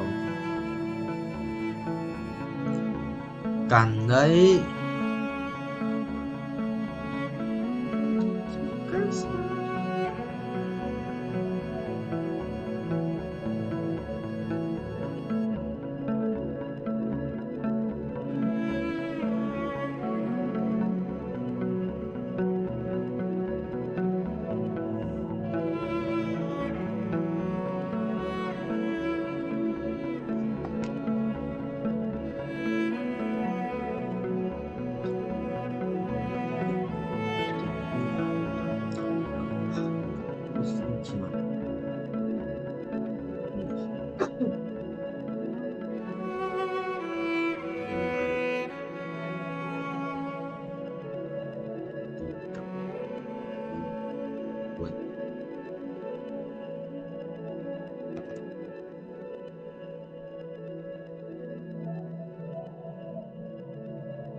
Tám tuổi thưa tôi đi bớt một lần nữa là thực sự là hết cường đấy.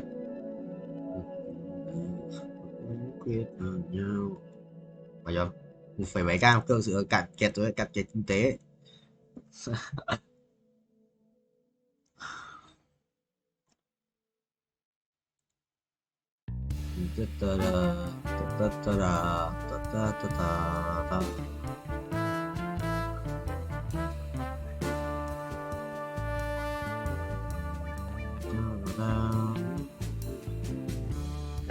Có đủ tiền đấy.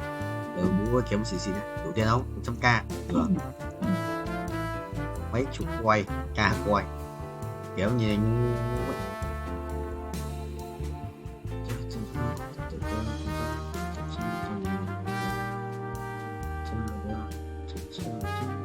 đéo đủ tiền mà mất quân pet đấy chứ nhức đầu.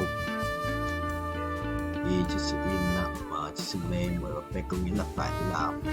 Chuẩn không? Kiếm mới farm không ấy. Cho 2k đéo đủ tiền. Làm gì đấy. 300 phát chém ạ. Nó chém được 10 à. Kinh ấy. Ai đó quay nó đầu ghe tôi mẹ em nên lập để em nó chẳng đéo xem đầu check cái lắc đít mắt em mắt mắt mắt em. Không làm mày học tiếp hay chỉ cần đi thi thôi.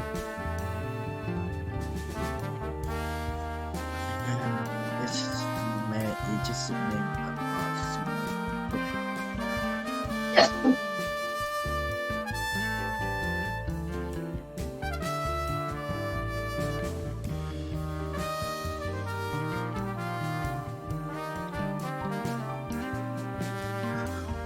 em sinh nhật sinh nhật em chúc các hiệu linh vật phương mai 11/12 3 ngày 20 tiếng ngày 7 tiếng xong rồi. Không có sao anh nằm đi sao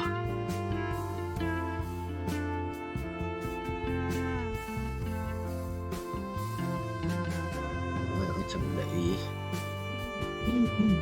9 F1 video 2 ngày 9 tháng 4 tôi có blog review xem video hướng dẫn blog của Thái ở đây như nào anh ở đâu này Quang phải là chỉ đầm đi cho mình học rồi.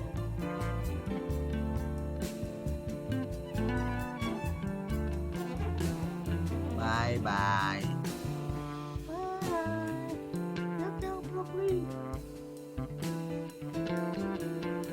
Chơi thì mất được phần tiền này, cũng mất. Visa.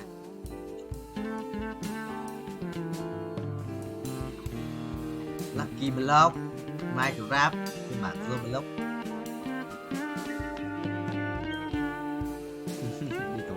Đi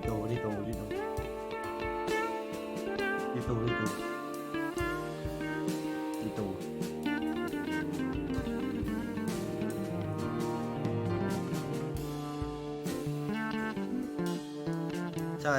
Chắc là tại chết report thì nó cũng bèm máu hơn. Để chết report một lần. Để chết tao report cái bia tích.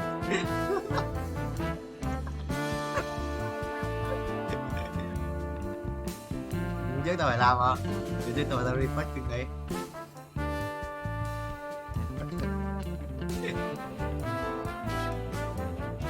Sai đấy. Tao bị vậy. Không gọi được à? Gạc nhân đạo. Tôi gọi cho anh đúng không? Tôi gọi cho anh không?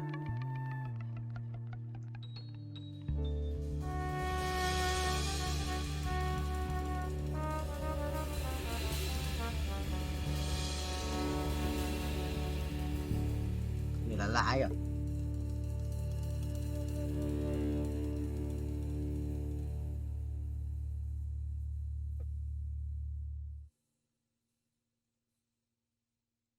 Và lâu à. Chơi nữa. Chơi nữa.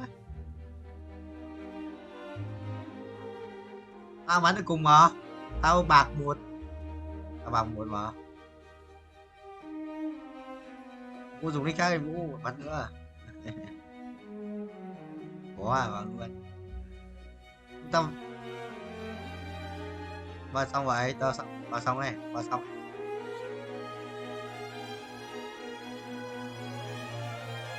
Rồi. Giọng qua nghe cái như gay.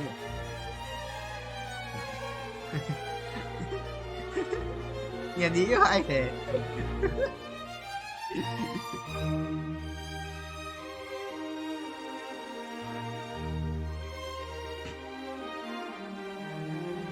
Broccoli.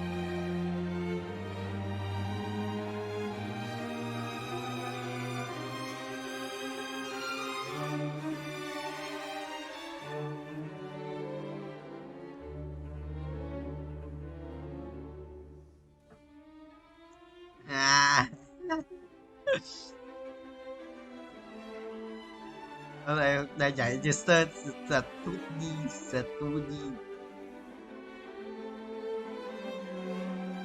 Bạn có đi nhưng vẫn thích em Sky được chưa? Mình chỉ linh luôn đi chứ. Nice try à? Có remake không? Có rotate không? Có rotate không?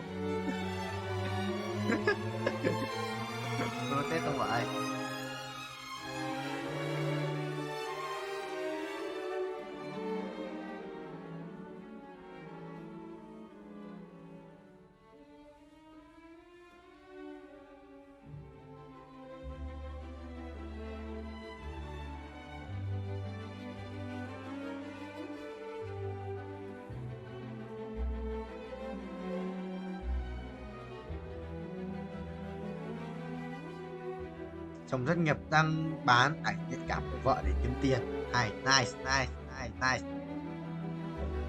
Nice. Ôi, không được rồi. Cô cần thứ à? Cô cần 2 lần này. Từ cô cần này.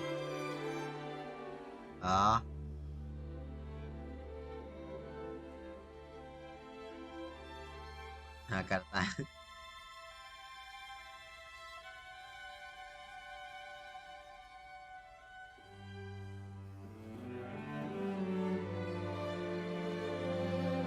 Không ấn tượng gì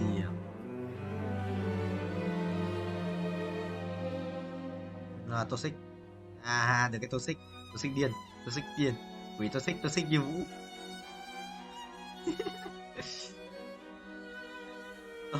toxic như vũ của những năm cấp 3, cấp 2, cấp không toxic đâu à. Mày thích chơi game vui vẻ không? Cường toxic em, cường toxic. Rồi quỷ hơn Quang ạ, giờ biết anh ở với Cường mà. Rồi